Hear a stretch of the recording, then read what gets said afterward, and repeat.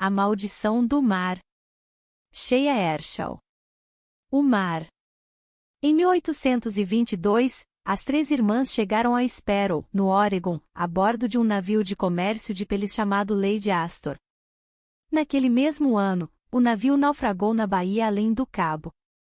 Estavam entre os primeiros habitantes que se estabeleceram na recém-fundada cidade costeira, e vagavam pelo novo mundo como pássaros de pernas longas, com cabelo caramelo ondulado e pele de alabastro. Elas eram bonitas, bonitas demais, o povo da cidade diria mais tarde. Marguerite, Aurora e Azel se apaixonavam com frequência, e pelos homens errados, aqueles cujo coração já pertencia a outro alguém. Eram sedutoras, provocantes e, para os homens, impossíveis de resistir. Mas o povo da cidade de Sparrow entendia que as irmãs eram muito mais do que isso. Eram bruxas, conjurando feitiços para tornar os homens infiéis. Então, no fim de junho, quando a lua nada mais era que uma farpa no céu encoberto, amarraram pedras aos tornozelos das irmãs. Elas foram jogadas ao oceano. E, assim como o navio em que chegaram, afundaram e sumiram. Capítulo 1. Tem uma velha fotografia, tirada na década de 1920, de uma mulher em um circo itinerante, submersa num imenso tanque de água, o cabelo loiro ondeando ao redor da cabeça, as pernas escondidas sob uma falsa cauda de sereia feita de tecido metálico e costurada de forma a insinuar escamas. Esguia e angelical, os lábios comprimidos, prendendo o fôlego em meio à água gelada. Vários homens estão parados em frente ao aquário, observando-a como se fosse real. Somos facilmente enganados pelo espetáculo, não é mesmo? Eu me lembro dessa fotografia toda primavera, quando a cidade de Sparrow começa a ser tomada pelos boatos sobre as três irmãs que se afogaram além da boca do porto, depois da Ilha Lumiere, onde moro com minha mãe. Consigo ver as três irmãs flutuando como fantasmas delicados nas sombras abaixo da superfície, inconstantes e preservadas, como a sereia do espetáculo. 2 séculos atrás, quando foram jogadas às profundezas, será que elas lutaram para ficar acima da superfície ou permitiram que o peso das pedras as arrastasse para o leito frio e rochoso do Pacífico? Uma névoa matinal, sombria e úmida, desliza pela superfície do oceano entre a Ilha Lumiere e a cidade de Sparrow. A água parece tranquila quando caminho pela doca. Começo a desamarrar o esquife, um barco de fundo chato, com 2 bancos e um motor de popa. Não é o ideal para enfrentar tempestades e vendavais, mas é perfeito para um pulo até a cidade. Otis e Olga, os gatos tigrados que apareceram misteriosamente na ilha há 2 anos, me acompanham até a água, miando como se lamentassem minha partida. Saio todas as manhãs à mesma hora, atravessando a baía antes do sinal da primeira aula, Economia Global, uma matéria que jamais vou usar, e toda manhã eles me seguem até a doca. O facho de luz intermitente do farol varre a ilha. Por um momento, passa por uma silhueta parada sobre o penhasco na rochosa margem ocidental. Minha mãe. Os braços dela estão cruzados à frente do velho suéter cor de camelo, justo no corpo frágil. Ela olha para o vasto Pacífico, como faz toda manhã, esperando alguém que nunca voltará. Meu pai.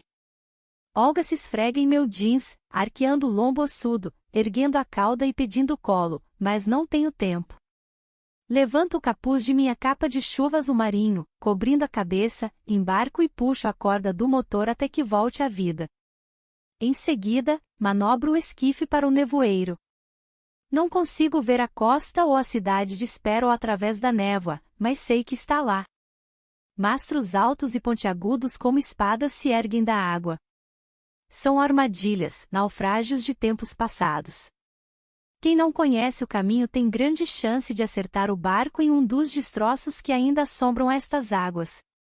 Abaixo de mim, uma teia de cascos incrustados de cracas, elos de correntes enferrujadas sobre proas em frangalhos, peixes hospedados em escotilhas apodrecidas, os cordames há muito corroídos pela água salgada. Um cemitério de navios.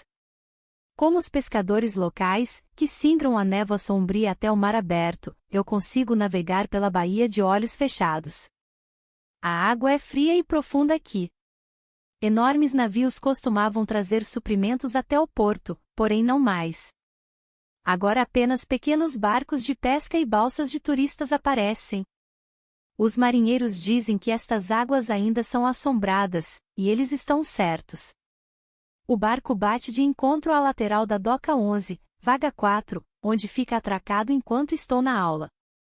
A maioria dos jovens de 17 anos tem carteira de motorista e velhos carros enferrujados, comprados via internet ou herdados de irmãos mais velhos. Em vez disso, eu tenho um barco. E nenhuma vontade de ter um carro. Ajeito no ombro a mochila de lona, pesada com os livros, e corro pelas ruas cinzentas e escorregadias até a escola secundária de Sparrow. A cidade de Sparrow foi fundada no encontro de dois cumes, espremida entre a montanha e o mar, o que torna deslizamentos de terra comuns aqui. Algum dia, talvez, ela será completamente arrastada. Empurrada para a água e enterrada sob 12 metros de chuva e lodo. Não existem cadeias de fast food em Sparrow, nenhum shopping ou cinema, nenhuma Starbucks, embora tenhamos uma cafeteria. Nossa pequena cidade está protegida do mundo exterior, congelada no tempo. A população é de gritantes 2.024 habitantes. Mas esse número cresce todo ano no dia 1º de junho, quando os turistas invadem a cidade e tomam conta de tudo. Rose está parada no gramado na frente da escola, digitando no celular. O cabelo ruivo rebelde brota de sua cabeça em cachos indisciplinados, que ela odeia. Mas sempre invejei o modo como seus fios vigorosos não aceitam ser domados, amarrados ou presos, ao passo que meu cabelo liso e castanho não pode ser coagido em nenhuma configuração alegre ou com algum balanço. E eu tentei. Mas cabelo escorrido é apenas cabelo escorrido. Você não vai me dar um perdido esta noite, vai? Pergunta ela ao me ver, arqueando as sobrancelhas. Ela guarda o celular na sacola de livros outrora branca, mas agora desenhada com caneta permanente e marcadores coloridos, em uma colagem de azul noturno, verde floresta e rosa chiclete, um grafite policromático que não poupou nenhum espaço. Rose quer ser uma artista. Não. Rose é uma artista.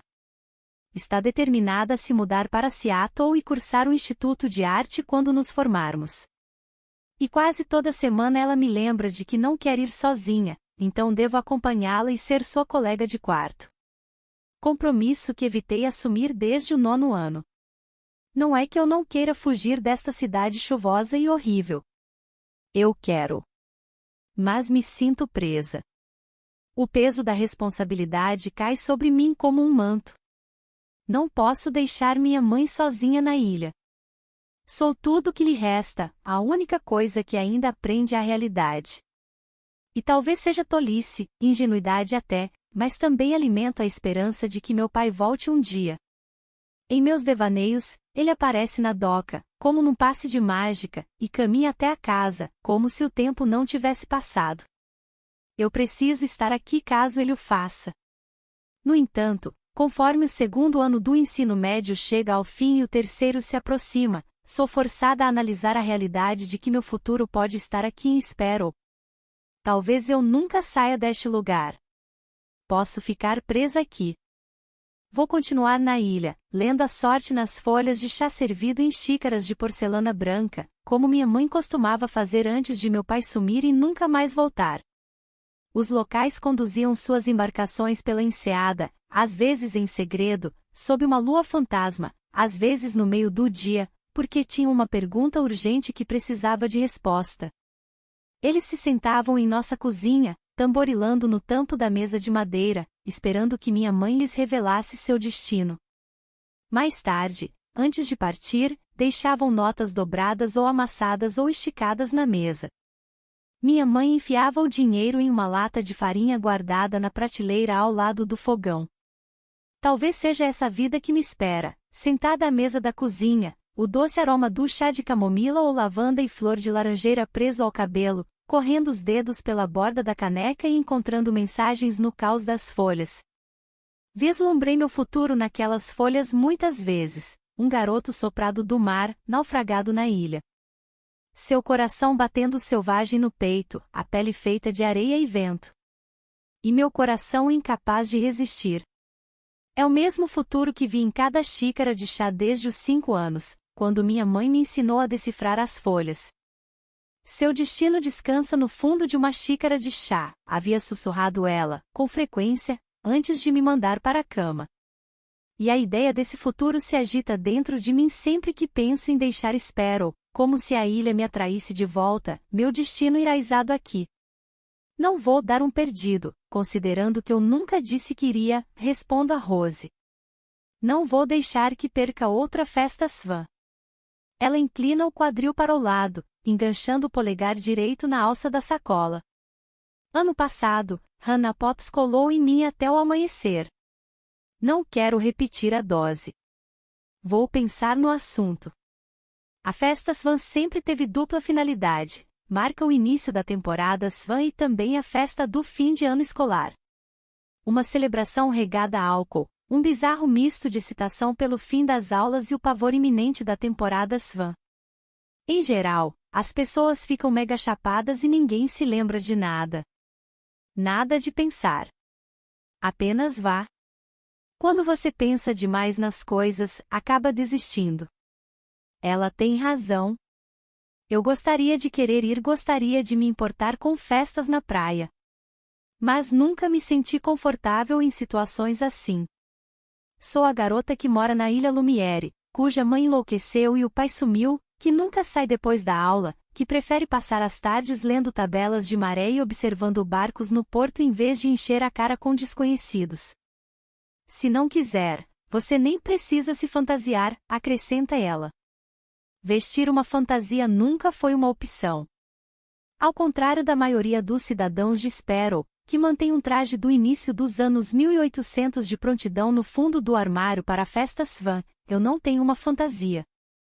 O sinal da primeira aula toca, e seguimos a procissão de alunos pela porta de entrada principal. O cheiro do corredor é uma mistura de cera e madeira podre. As janelas, de folha única e mal vedadas, chacoalham a tarde inteira com o vento. As luminárias piscam e zumbem. Nenhum dos armários fecha direito por causa de um desnível no alicerce. Se eu conhecesse outra cidade, outra escola, talvez achasse esse lugar deprimente. Em vez disso, a chuva que se infiltra pelo telhado e que pinga nas carteiras e nos pisos dos corredores durante as tempestades de inverno parece familiar. É como um lar para mim. Rose e eu não assistimos às primeiras aulas juntas, então caminhamos até o fim do corredor e paramos ao lado do banheiro feminino, antes de nos separarmos. Só não sei o que falar para minha mãe, admito, descascando o restante do esmalte Blueberry Blitz do polegar esquerdo. Rose me obrigou a passar essa cor durante uma de nossas noites de cinema em sua casa, há 2 semanas. Foi a noite em que ela decidiu que, para se enquadrar em um curso sério de arte em Seattle, precisava assistir aos clássicos de Alfred Hitchcock. Como se filmes assustadores em preto e branco de algum modo pudessem sagrá-la uma artista séria. Fala que vai numa festa, ué. Conta pra ela que você tem uma vida. Ou apenas fuja. Provavelmente, ela nem vai perceber que você saiu. Mordo o lábio e paro de cutucar a unha. Deixar minha mãe sozinha, mesmo por uma noite, é algo que me deixa apreensiva. E se ela acordar de madrugada e perceber que não estou mais em minha cama? Acharia que eu fugi, como meu pai.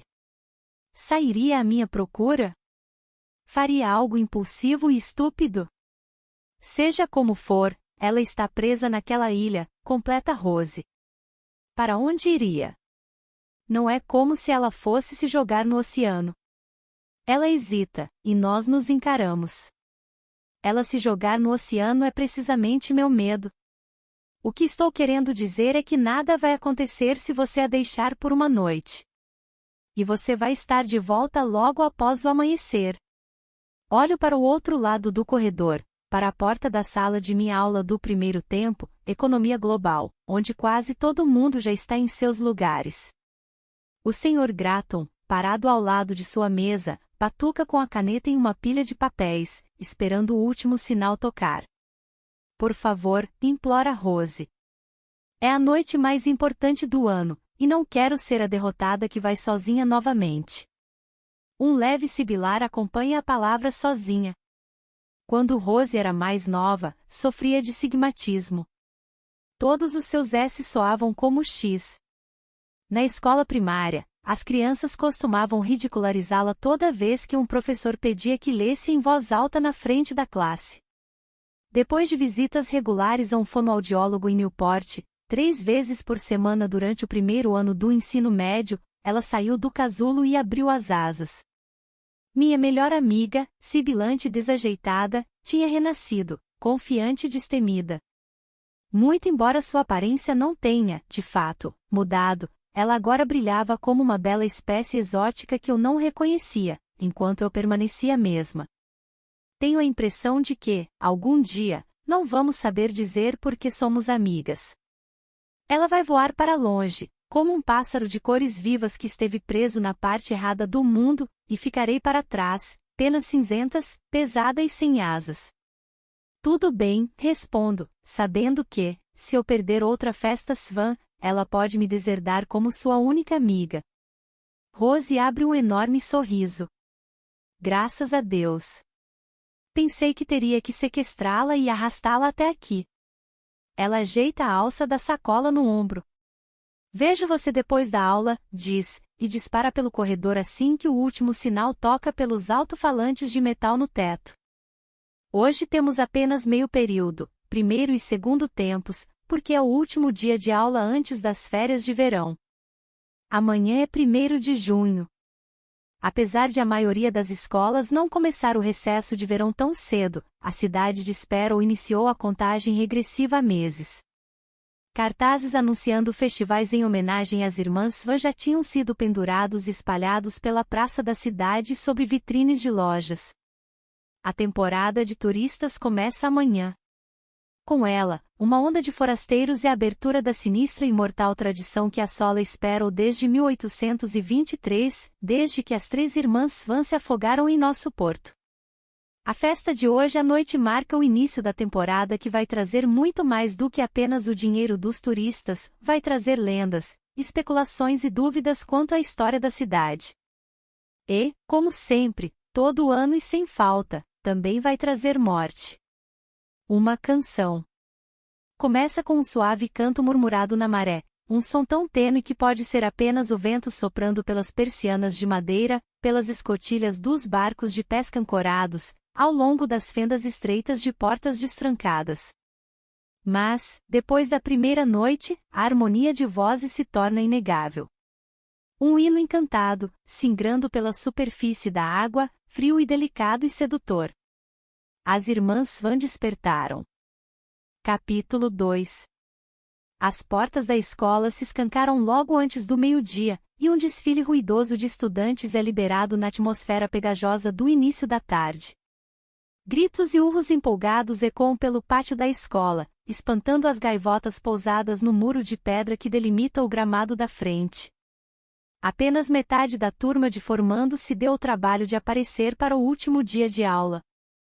Aqueles que o fizeram rasgam páginas dos cadernos e deixam o vento levá-las, uma tradição que marca sua alforria do ensino médio. O sol, parado no céu depois de queimar a névoa da manhã, parece preguiçoso, derrotado e exausto, incapaz de aquecer a terra ou nossos rostos gelados. Rose e eu marchamos pela Canyon Street em nossas galochas, a barra dos jeans enfiada para dentro, a fim de mantê-los secos, os casacos abertos, na esperança de que o dia clareie e esquente antes da festa de hoje à noite, a qual ainda não tenho certeza se vou comparecer. Na Ocean Avenue, viramos à direita e então paramos na esquina seguinte, onde a mãe de Rose tem uma loja igual a um pequeno bolo quadrado, com paredes de tijolo pintadas de branco e beirais cor-de-rosa. É lá que Rose trabalha todo dia depois da escola.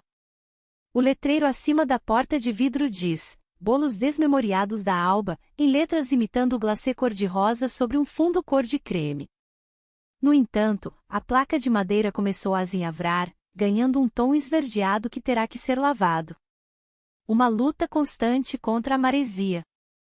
Meu turno só tem 2 horas, diz Rose, passando a sacola de livros para o outro ombro.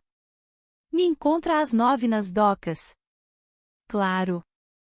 Se você tivesse um celular, como uma pessoa normal, eu poderia mandar uma mensagem mais tarde. Celulares não pegam na ilha, lembro pela 100ª vez. Ela deixa escapar um suspiro exasperado. O que é catastroficamente inconveniente para mim. Como se fosse ela quem precisasse enfrentar a ausência de sinal de celular. Você vai sobreviver, digo com um sorriso cínico. E ela devolve o gesto, as sardas espalhadas pelo nariz e pelas maçãs do rosto, como constelações de areia dourada. A porta atrás dela se abre de repente, com o soar de carrilhões e sinos contra o vidro. Sua mãe, Rosalie Alba, sai para o sol, protegendo a vista com uma das mãos, como se estivesse encarando o mundo exterior pela primeira vez desde o último verão. Penny, diz a senhora Alba, baixando a mão. Como está sua mãe? Na mesma, respondo. A senhora Alba e minha mãe foram amigas um dia, de um modo casual. Às vezes se encontravam para o chá nas manhãs de sábado, ou a senhora Alba aparecia na Ilha Lumière. As duas assavam biscoitos ou torta de amora quando as amoreiras começavam a tomar conta da ilha, e meu pai ameaçava queimar tudo. A senhora Alba também é uma das únicas pessoas na cidade que ainda pergunta sobre minha mãe, uma das poucas que ainda se importa. Faz 3 anos que meu pai desapareceu, e é como se a cidade o tivesse esquecido completamente. Como se ele nunca tivesse vivido aqui. Mas é bem mais fácil encarar seus olhares indiferentes ao ouvir os boatos que circularam pela cidade nos dias depois de seu sumiço. Para começo de conversa, John Talbot nunca pertenceu a este lugar, haviam sussurrado. Ele abandonou a mulher e a filha, ele sempre odiou morar em Sparrow, ele fugiu com outra mulher, ele enlouqueceu com a vida na ilha e se jogou no mar. Meu pai era um forasteiro e jamais tinha sido aceito pelos locais. Eles pareceram aliviados quando meu pai se foi. Como se ele merecesse. Mas minha mãe cresceu aqui, cursou o ensino médio em Sparrow, depois conheceu meu pai na faculdade, em Portland. Eles se amavam, e sei que ele nunca teria nos abandonado. Éramos felizes. Ele era feliz. Algo bem mais estranho aconteceu com meu pai há 3 anos. Um dia, ele estava aqui. No seguinte, não mais. Pode dar isso a ela? Pergunta a senhora Alba, estendendo uma pequena caixa cor-de-rosa, atada com uma fita de bolinhas brancas. Eu a peguei de sua mão, sentindo a fita com a ponta dos dedos. Qual é o sabor? Limão e lavanda. Uma nova receita que venho testando. A senhora Alba não fazia bolos prosaicos para desejos prosaicos. Seus pequenos bolos desmemoriados eram concebidos para fazer qualquer um se esquecer da pior coisa que já havia lhe acontecido, para apagar memórias ruins. Não estou convencida de que funcionem de verdade. Mas o pessoal da região e os turistas de verão devoram os pequenos bolos como se fossem um antídoto potente, um remédio para um pensamento indesejado. A senhora Potts, que mora em uma casa estreita na Alabaster Street, afirma que, depois de comer um bolo de chocolate com manjericão e figo, não conseguia mais se lembrar do dia que o cachorro de seu vizinho Wayne Bailey mordeu sua panturrilha e a fez sangrar, deixando uma cicatriz que parece um raio. E o Sr. Rivera, o carteiro da cidade, alega que só se recorda de modo vago do dia em que a mulher o deixou por um bombeiro que vive em Chestnut Bay, a 1 hora de carro ao norte. Ainda assim, acredito que isso se deva apenas ao monte de xícaras de açúcar e aos sabores peculiares nos bolos da senhora Alba que, por um breve instante, não permitem que a pessoa pense em outra coisa além da rusticidade da lavanda misturada à acidez do limão, nem mesmo as piores memórias conseguem aflorar diante disso. Quando meu pai desapareceu, a senhora Alba começou a mandar para minha mãe todo o sabor imaginável de bolo, tortas de limão e framboesa, expresso e avelã, algas e cocô, na esperança de que pudessem ajudá-la a esquecer o que aconteceu. Mas nada penetrou sua dor, uma nuvem carregada não era facilmente levada pelo vento. Obrigada, agradeço, e a senhora Alba abre seu sorriso largo. Seus olhos refletem calor, gentileza. Sempre me senti reconfortada por ela. A senhora Alba é espanhola, mas o marido é um verdadeiro irlandês, nascido em Dublin. Para o desespero dela, Rose conseguiu herdar todos os traços do pai. Vejo você às 9, digo a Rose, me despedindo. A senhora Alba e ela somem dentro da loja, para assar todos os bolos desmemoriados possíveis antes da chegada dos turistas em ônibus lotados, amanhã de manhã. A véspera do início da temporada Svan sempre me pareceu penosa. Como uma nuvem escura que não consigo espantar. A noção do que está por vir, a morte que ronda a cidade, como se o destino arranhasse a porta de cada lar e loja. Posso senti-la no ar, na espuma do mar, no espaço entre as gotas de chuva. As irmãs estão chegando. Todos os quartos das 3 pousadas de frente para a Bahia estão reservados pelas próximas 3 semanas, até o fim da temporada Svan, que acontece à meia-noite do solstício de verão. Os quartos com vista para o mar custam o dobro daqueles voltados para a cidade. As pessoas gostam de abrir as janelas e ficar nas varandas para ouvir a canção das irmãs Svan soando do fundo da enseada. Um punhado de turistas adiantado já chegou a Sparrow, arrastando a bagagem para os saguões ou tirando fotos do porto. Estão neste momento perguntando onde tomar o melhor café ou tigela de sopa. Em geral, o primeiro dia na cidade parece o mais gelado, um frio que penetra nos ossos e não se vai. Como a maioria dos habitantes da cidade, eu odeio essa época do ano. Mas não é a onda de turistas que me incomoda. É a exploração, a espetacularização de uma temporada que é uma maldição para esta cidade. Na doca, jogo a mochila em um dos bancos do esquife. Na tinta branca, ao longo da lateral a este bordo, há arranhões e moças que lembram código Morse. Meu pai costumava pintar o barco toda primavera, mas a tarefa vem sendo negligenciada nos últimos 3 anos. Às vezes me sinto como aquele casco, machucado e deixado para enferrujar desde que meu pai sumiu em algum lugar no mar. Coloco a pequena caixa de bolo no assento, ao lado de minha bolsa, e então dou a volta na proa, pronta para desamarrar o cabo do tirante, quando ouço som oco de passos se aproximando às minhas costas. Ainda estou com a bolina nas mãos quando noto um garoto parado a alguns metros, segurando o que parece ser um pedaço de papel amassado. Seu rosto está parcialmente escondido pelo capuz do moletom, e uma mochila pesa em seus ombros. Estou procurando Penny Talbot, diz ele, a voz como água gelada da torneira, o maxilar contraído. Me disseram que poderia achá-la aqui. Eu me endireito, tentando ver seus olhos, mas há uma sombra cobrindo a metade superior de seu rosto. Por que a está procurando? Pergunto, meio incerta se quero revelar que eu sou Penny Talbot. Achei isso na lanchonete. Chalder, responde ele, com um tom de dúvida, como se não tivesse certeza se havia lembrado o nome correto. Chalder é um pequeno estabelecimento no fim do Shipley Pier, eleito a melhor lanchonete nos últimos 10 anos pelo Cat, o jornal local.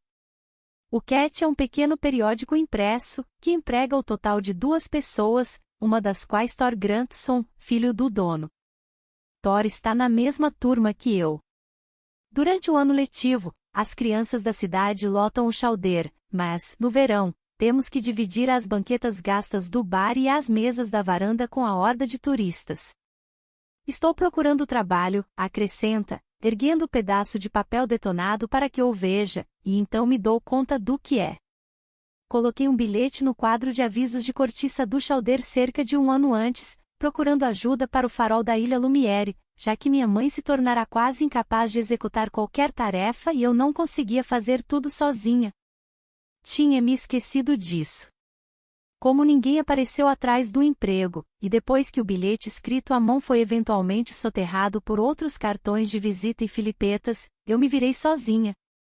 Mas agora, de algum modo, esse forasteiro o encontrou em meio à maçaroca de papéis presa ao quadro. Não preciso mais de ajuda, digo, categórica, jogando a bolina dentro do barco, e revelando, sem querer, que sou Penny Talbot. Não quero um estranho trabalhando na ilha, alguém em quem não posso confiar. Quando coloquei o anúncio, minha esperança era de que um pescador desempregado, ou talvez alguém da escola, se apresentasse. Mas ninguém apareceu. Já achou outra pessoa? Pergunta ele. Não. Apenas não preciso de ninguém no momento. Ele esfrega a mão na cabeça, baixando o capuz que ocultava seu rosto, revelando olhos intensos e severos, verdes como a floresta depois da chuva. Ele não parece um errante, sujo ou como se estivesse tomando banho num banheiro de posto de gasolina. Aparenta ter a minha idade, talvez 1 ou 2 anos mais velho. Mas ainda tem toda a pinta de um forasteiro, desconfiado e atento aos arredores. Ele tensiona o maxilar e morde o lábio inferior, olhando por cima do ombro para a margem, a cidade brilhante sob o sol da tarde, como se salpicada de glitter. Veio para a temporada Swan? Pergunto, concentrando meu olhar no garoto. Para o quê? Ele me encara, um quê de determinação em cada movimento, o piscar da pálpebra, o tremor dos lábios antes da fala. Então por que está aqui? É óbvio que não ele faz ideia do que seja a temporada Swan. Era o ponto final do ônibus. Verdade. Sparrow é a última parada da rota de ônibus que serpenteia a costa do Oregon, parando em pitorescas vilas costeiras até chegar aqui. A rochosa cadeia de montanhas bloqueia a continuação de qualquer estrada ao longo do litoral, então o tráfego precisa ser desviado para o interior por vários quilômetros. Escolheu uma péssima hora para visitar Sparrow, comento, desamarrando a última corda, mas sem soltá-la, para que o esquife não se afaste da doca. Ele enfia as mãos nos bolsos da calça. Por quê? Amanhã é 1º de junho. Pela expressão rígida, impassível, posso dizer que ele não sabe mesmo no que se meteu. Desculpe não poder ajudá-lo, lamento, em vez de tentar explicar todos os motivos pelos quais seria melhor se ele apenas pegasse o ônibus de volta amanhã.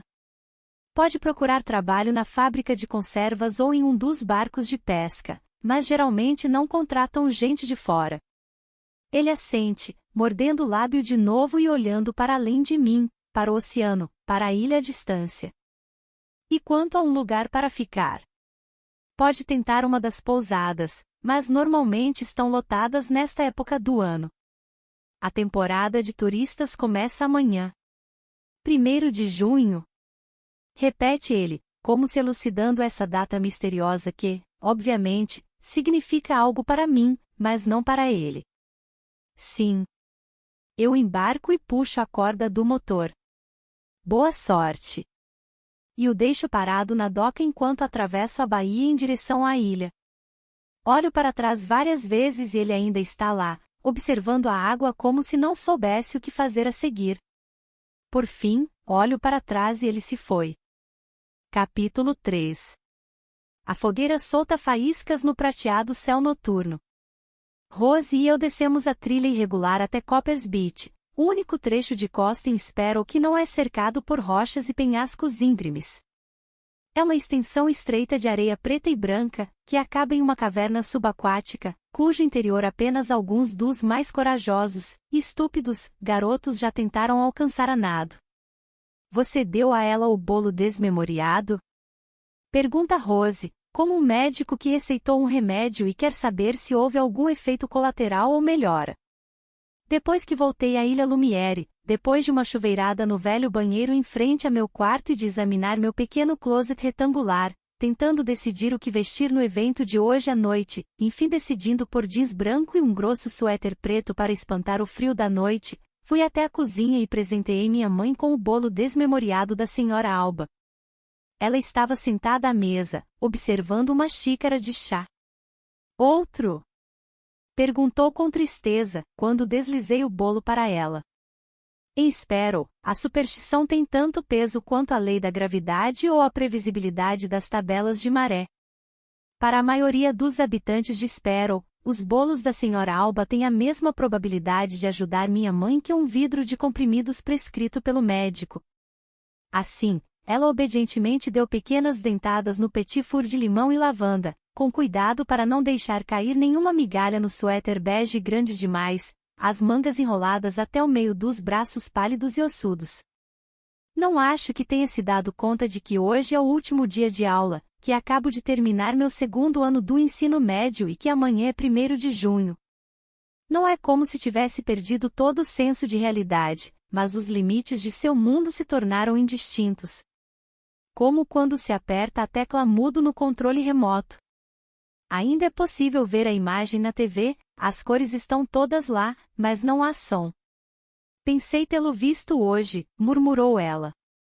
Parado na margem abaixo do penhasco, olhando para mim. Seus lábios tremeram de leve, os dedos deixaram cair algumas migalhas de bolo no prato à sua frente. Mas foi só uma sombra. Um jogo de luz. Sinto muito, mãe, falei, tocando seu braço com suavidade. Ainda consigo ouvir o som da porta de tela batendo na noite que meu pai saiu de casa, lembro o modo como ele caminhou até a doca, os ombros curvados contra a maresia, o passo cansado. Eu observei partir naquela noite de tempestade, há 3 anos, e ele jamais voltou. Simplesmente sumiu da ilha. Seu veleiro ainda estava ancorado, a carteira no aparador ao lado da porta da frente. Nenhum sinal. Nenhum bilhete. Nenhuma pista. Às vezes também acho que o vejo, comentei, tentando consolá-la, mas ela apenas olhava o bolo à sua frente, a expressão suave e distante enquanto comia os últimos pedaços em silêncio. Sentada ao seu lado à mesa da cozinha, não pude evitar e me vi em minha mãe, o cabelo castanho liso e comprido, os mesmos olhos azuis fluidos e a trágica pele pálida, que raramente via o sol naquele lugar lúgubre. No entanto, enquanto ela é refinada e graciosa, com braços de bailarina e pernas de gazela, sempre me senti tropega e desajeitada. Quando era mais nova, eu costumava andar curvada, tentando parecer mais baixa que os meninos de minha turma. Ainda hoje, com frequência me sinto uma marionete cujo titereiro puxa todas as cordas erradas, de modo que me atrapalho e tropeço e tateio desajeitada à frente. Não acredito que bolo vá curá-la, respondo a Rose enquanto caminhamos pela trilha ladeada por grama seca e silvas. A lembrança do sumiço de meu pai está tão enraizada em sua mente que nenhuma dose de remédio vai arrancar. Bem, acho que minha mãe ainda não desistiu. Hoje mesmo estava falando de uma nova receita misturando pólen de abelha e prímula, que ela considera capaz de desfazer a pior das memórias. Finalmente chegamos à praia, e Rose passa o braço pelo meu, nossos pés chutando a areia conforme abrimos caminho até a fogueira. A maioria das garotas usa vestidos decotados e longos, com vários babados, e fitas presas ao cabelo. Até Rose veste um, verde pálido, feito de renda e chiffon, que varre a areia quando ela se move, arrastando pedaços de gravetos e conchas.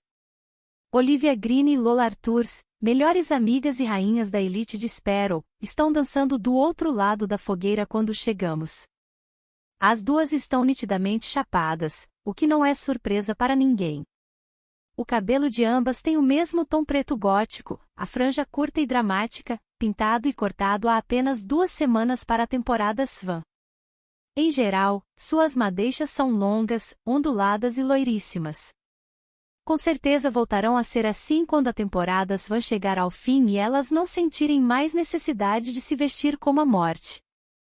Mas Olivia e Lola amam a encenação, amam se produzir, amam ser o centro das atenções em qualquer evento. Ano passado, elas colocaram piercings no nariz para desafiar os pais, o de Olivia é um ponto prateado na narina esquerda, o de Lola, uma argola na direita. E as unhas estão pintadas no mesmo tom macabro de preto, um perfeito complemento para o cabelo. Elas giram em círculos ao lado da fogueira, jogando os braços para o alto e meneando a cabeça de um lado para o outro, em um arremedo de personificação das irmãs Swan. Duvido que elas tenham feito algo tão idiota há 200 anos. Alguém entrega uma cerveja a Rose, que, por sua vez, a passa para mim. Tomo o primeiro gole. Às vezes, nos fins de semana, roubamos cervejas ou meia garrafa de vinho branco da geladeira de seus pais. Então ficamos altinhas enquanto nos esticamos no chão de seu quarto, ouvindo música, atualmente música country, nossa mais recente obsessão, e folheando o último anuário, especulando sobre quem vai pegar quem este ano, e quem pode ser possuído por uma irmã Svan no verão. Tomo um gole e esquadrinho a multidão em busca de rostos conhecidos, à procura de meus colegas de classe desde a escola primária. Tenho a nítida impressão de que não conheço nenhum deles. Não de verdade. Conversei superficialmente com alguns. Você anotou os capítulos que temos que ler para a aula de história do Sr. Sullivan, no terceiro tempo? Tem uma caneta para me emprestar? Tem um carregador de celular que eu possa usar? Mas chamar qualquer um de amigos seria um exagero, uma mentira deslavada. Talvez seja, em parte, porque sei que a maioria vai deixar a cidade eventualmente. Eles vão para a faculdade, viver vidas bem mais interessantes que a minha. Somos apenas navios de passagem, não faz sentido selar amizades fadadas ao fracasso. E, embora Rose não esteja propriamente galgando os degraus da hierarquia social de Sparrow, ela pelo menos se esforça para parecer sociável. Rose sorri para as pessoas nos corredores e conversa com seus vizinhos de armário. Este ano, Gigi Klein, capitã das animadoras de torcida de nosso esforçado time de basquete, até a convidou para um teste. Elas já foram amigas no ensino fundamental. Melhores amigas, na verdade. Mas as amizades são mais fluidas na escola primária, nada soa tão definitivo. E, apesar de não serem mais tão próximas, Rose e Gigi permaneceram amigáveis. Um tributo à natureza amável de Rose. As irmãs Svan. Grita alguém. E a porra de outro ano de escola. Braços se erguem, segurando latas de cerveja e copos vermelhos, e um coro de urros e assovios se faz ouvir pela praia. A música começa a tocar de um rádio equilibrado sobre um dos troncos perto da fogueira. Rose pega de volta a cerveja e me dá uma garrafa maior. O uísque passa de mão em mão pela multidão. É horrível, confessa, o rosto ainda contraído. Em seguida, ela sorri, erguendo uma sobrancelha para mim. Entorno um rápido gole da bebida escura. O álcool queima minha garganta e faz os pelos de meus braços se arrepiarem. Passo a garrafa para a pessoa à minha direita, Gigi Klein.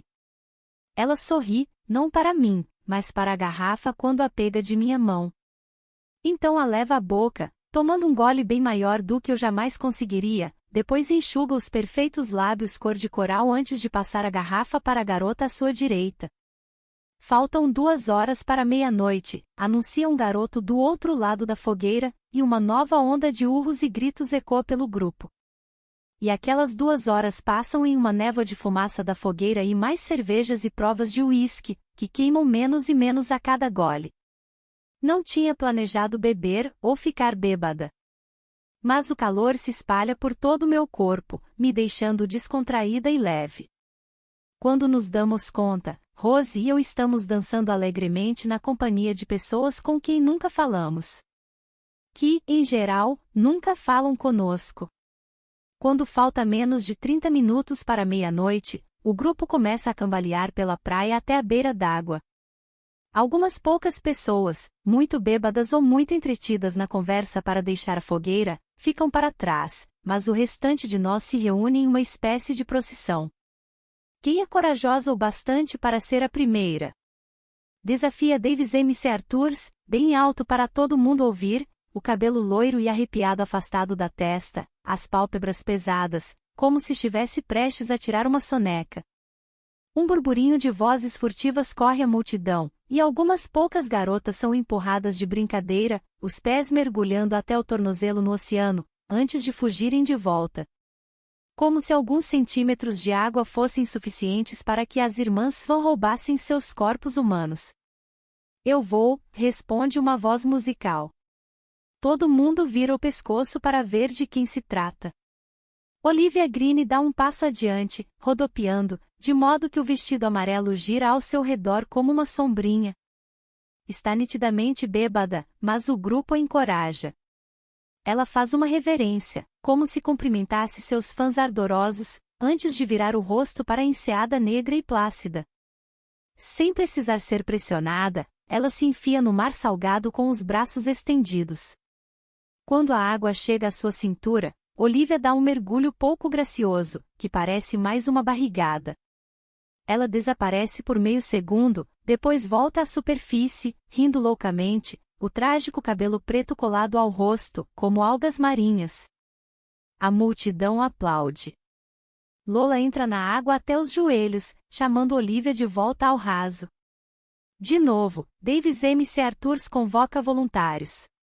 Desta vez, há apenas um ligeiro intervalo antes que uma voz grite: "Eu vou!" Desvia o olhar para a esquerda, de onde Rose saiu da multidão em direção à água. Rose, vocifero, estendendo a mão, e segura o seu braço. "O que está fazendo?" "Dando um mergulho." "Não, você não pode." "Nunca acreditei nas irmãs Swan mesmo", diz ela, com uma piscadela. E o grupo a afasta de mim, guiando Rose em direção ao oceano gelado. Ela abre um sorriso franco enquanto caminha pelo mar, ultrapassando Olivia. A água mal chega à sua cintura quando ela mergulha e desliza sob a superfície. Uma ondulação se espraia atrás de Rose, e todo mundo na praia fica em silêncio. O ar se contrai em meus pulmões.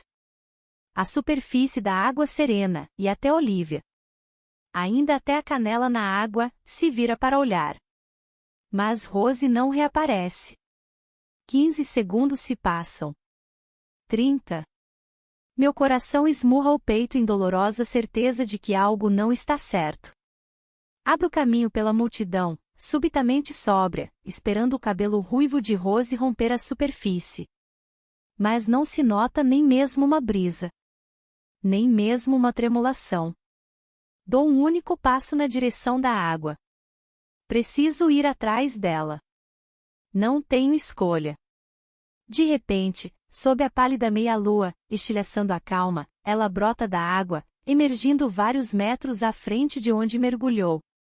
Solta um suspiro trêmulo de alívio e a multidão irrompe em uma ovação coletiva, erguendo os copos, como se tivessem acabado de testemunhar um feito impossível. Rose boia de costas e gira os braços sobre a cabeça em um catavento fluido, nadando em direção à margem, despreocupada, como se estivesse em uma piscina. Fico na expectativa de que Davis MC Arthurs convoque mais alguém para um mergulho, mas o grupo ficou agitado e as garotas agora saltitam pela água rasa, mas sem entrar. As pessoas deitam na areia, algumas tomando cerveja por um furo na lata, outras dando piruetas desleixadas até a água. Rose enfim chega à praia. Tento alcançá-la, mas vários caras do último ano se reuniram ao redor dela, dando um toque aqui e lhe oferecendo cervejas. Eu me separo do grupo. Ela não devia ter feito aquilo. Não devia ter entrado na água. Foi arriscado. Meu rosto está em brasa enquanto a observo enxugar os braços de modo displicente, satisfeita consigo mesma, sorrindo para o amontoado de garotos que manifestaram um súbito interesse nela. O luar traça um caminho até a praia, e me afasto da balbúrdia da festa, não muito, apenas o bastante para recuperar o fôlego. Bebi demais, e o mundo está começando a zumbir, a crepitar e a sair do eixo. Pense meu pai, desaparecido em uma noite em que não havia lua para iluminar o caminho, nenhuma estrela para guiar sua volta no escuro. Se houvesse luar, talvez ele tivesse retornado para nós. Cogito voltar para Marina, abandonando a festa e retornando à ilha, quando ouço uma respiração pesada e os passos tropegos de alguém cambaleando na areia atrás de mim. Ei! Chama uma voz. Dou meia volta e vejo Lon Vitamer, um dos notórios baladeiros da Sparrow High, bamboleando em minha direção, como se eu bloqueasse seu caminho. Oi, respondo baixinho, tentando me desviar para que ele possa retomar sua caminhada bêbada até a praia. Você não é a Pérola? Pergunta ele. Não, Páprica. Ele ri e joga a cabeça para trás, os olhos castanhos fechando de leve, antes de se concentrarem em mim novamente. Não conta. Eu vou me lembrar, continua, com um dedo em riste, como se para me impedir de revelar meu nome antes que ele tenha tempo de adivinhar por conta própria. Priscila. Python. Está apenas chutando coisas que começam com a letra P. Não estou com disposição para isso, só quero ficar sozinha. Penny. Grita ele, me interrompendo. Recuo um passo quando ele se inclina para a frente, exalando um hálito de álcool e quase caindo em cima de mim. Seu cabelo castanho escuro está colado à testa e seus olhos estreitos parecem incapazes de focar, piscando a cada poucos segundos. Ele veste uma camiseta laranja neon, estampada com palmeiras e flamingos. Lon gosta de usar camisas havaianas detestáveis em tons tropicais berrantes, com aves exóticas, abacaxis e dançarinas de hula. Acho que começou como piada, ou talvez um desafio, no primeiro ano do ensino médio, e então o estilo se tornou sua marca registrada. Faz com que ele pareça um octogenário em eternas férias na cidade de Palm Springs. Como tenho certeza de que Lon nunca pisou em Palm Springs, a mãe deve encomendar as camisas online. E, esta noite, ele está usando uma das mais feias. Gosto de você, Penny. Sempre gostei, balbucia. É mesmo? Sim. Você é meu tipo de garota. Duvido. Você nem mesmo sabia meu nome há 2 segundos. Os pais de Lon Vitamer são donos da única grande mercearia da cidade, Lon Grocery, que batizaram em sua homenagem. E Lon é conhecido por ser um completo babaca narcisista. Ele se considera um conquistador, um autoproclamado Casanova, apenas porque pode oferecer às namoradas descontos em itens de maquiagem da exígua seção de cosméticos da loja dos pais. Ele usa isso como um troféu, que só entrega a meninas que considera dignas. Mas também é conhecido por trair as namoradas, e já foi flagrado inúmeras vezes pegando outras garotas em sua caminhonete vermelha cromada, com suspensão elevada e paralamas. Basicamente, é um idiota que não merece nem mesmo o fôlego gasto para mandá-lo sumir. Por que você não entrou na água? Pergunta ele, malicioso, chegando mais perto outra vez. Como fez sua amiga? Ele afasta o cabelo da testa, e os fios ficam espetados por causa do suor ou da água do mar. Eu não quis. Tem medo das irmãs Swan? Sim, tenho, respondo com sinceridade. Ele semicerra os olhos, e um sorriso estúpido curva seus lábios. Talvez devesse nadar comigo? Não, obrigada. Vou voltar para a festa. Você nem se fantasiou, observa, os olhos passeando por meu corpo como se ele estivesse chocado com a minha aparência. Lamento desapontá-lo. Começo a dar a volta, mas ele me segura e crava os dedos em meu braço. Não pode sair assim. Ele soluça, fecha os olhos novamente, em seguida os abre de repente, como se tentasse continuar acordado. Ainda não nadamos. Eu já disse que não vou entrar na água. Claro que vai. Ele sorri, brincalhão, como se eu estivesse me divertindo tanto quanto ele, e começa a me arrastar para o raso. Pare. Uso minha outra mão para empurrá-lo. Mas ele continua a recuar, mais para dentro da enseada. Pare. Grito. Me larga. Olho para a praia, para o grupo de pessoas, mas estão todos muito excitados e bêbados e distraídos para me ouvir. Só um mergulho, ele diz, ainda sorrindo, arrastando cada palavra conforme pulam de seus lábios. Nós cambaleamos com água até a canela, e dou um murro em seu peito. Lon faz uma breve careta, então sua expressão muda, torna-se zangada, e ele arregala os olhos. Agora é que você vai entrar mesmo, anuncia ele, mais ríspido. Ele puxa o meu braço de modo que tropeço e afundo ainda mais, mas não o bastante para arriscar ser possuída por uma irmã Swan. Mesmo assim, meu coração começa a martelar, o medo bombeando sangue para minhas extremidades e inundando de pânico minhas veias. Levanto o braço novamente, pronta para esmurrar sua cara e impedir que me arraste mais para o fundo, quando alguém aparece à minha esquerda, alguém que não reconheço. Tudo acontece em um instante. O estranho dá um empurrão no peito de Lon, de cuja garganta sai um som estrangulado. seu aperto e meu braço cede ao mesmo tempo em que ele perde o equilíbrio. De repente, começa a retroceder, caindo na água, agitando os braços. Dou um passo incerto para trás, tomando fôlego, e a pessoa que empurrou Lon segura meu braço para me firmar. Você está bem? Pergunta ele. Assinto, o coração ainda acelerado. A alguns metros, Lon se levanta, com água pela cintura, engasgando e tossindo e enxugando o rosto. A camisa laranja berrante agora está encharcada. Que merda! Grita, encarando o estranho ao meu lado. Quem você pensa que é? Pergunta Lon, marchando em nossa direção. Pela primeira vez, realmente olho para o rosto do estranho, tentando reconhecê-lo, o ângulo preciso das maçãs do rosto e o nariz retilíneo. E então percebo, é ele, o garoto das docas, que procurava trabalho, o forasteiro. Ele veste o mesmo moletom preto e jeans escuro, mas está mais perto agora, e posso ver com clareza suas feições. A pequena cicatriz junto ao olho esquerdo, o modo como os lábios se comprimem em uma linha fina, o cabelo curto e preto, salpicado de gotículas da maresia. Seu olhar ainda é duro e inflexível, mas, sob o luar, ele parece mais exposto, como se eu fosse capaz de encontrar alguma pista na curva de seus olhos ou no tremor de sua garganta ao engolir.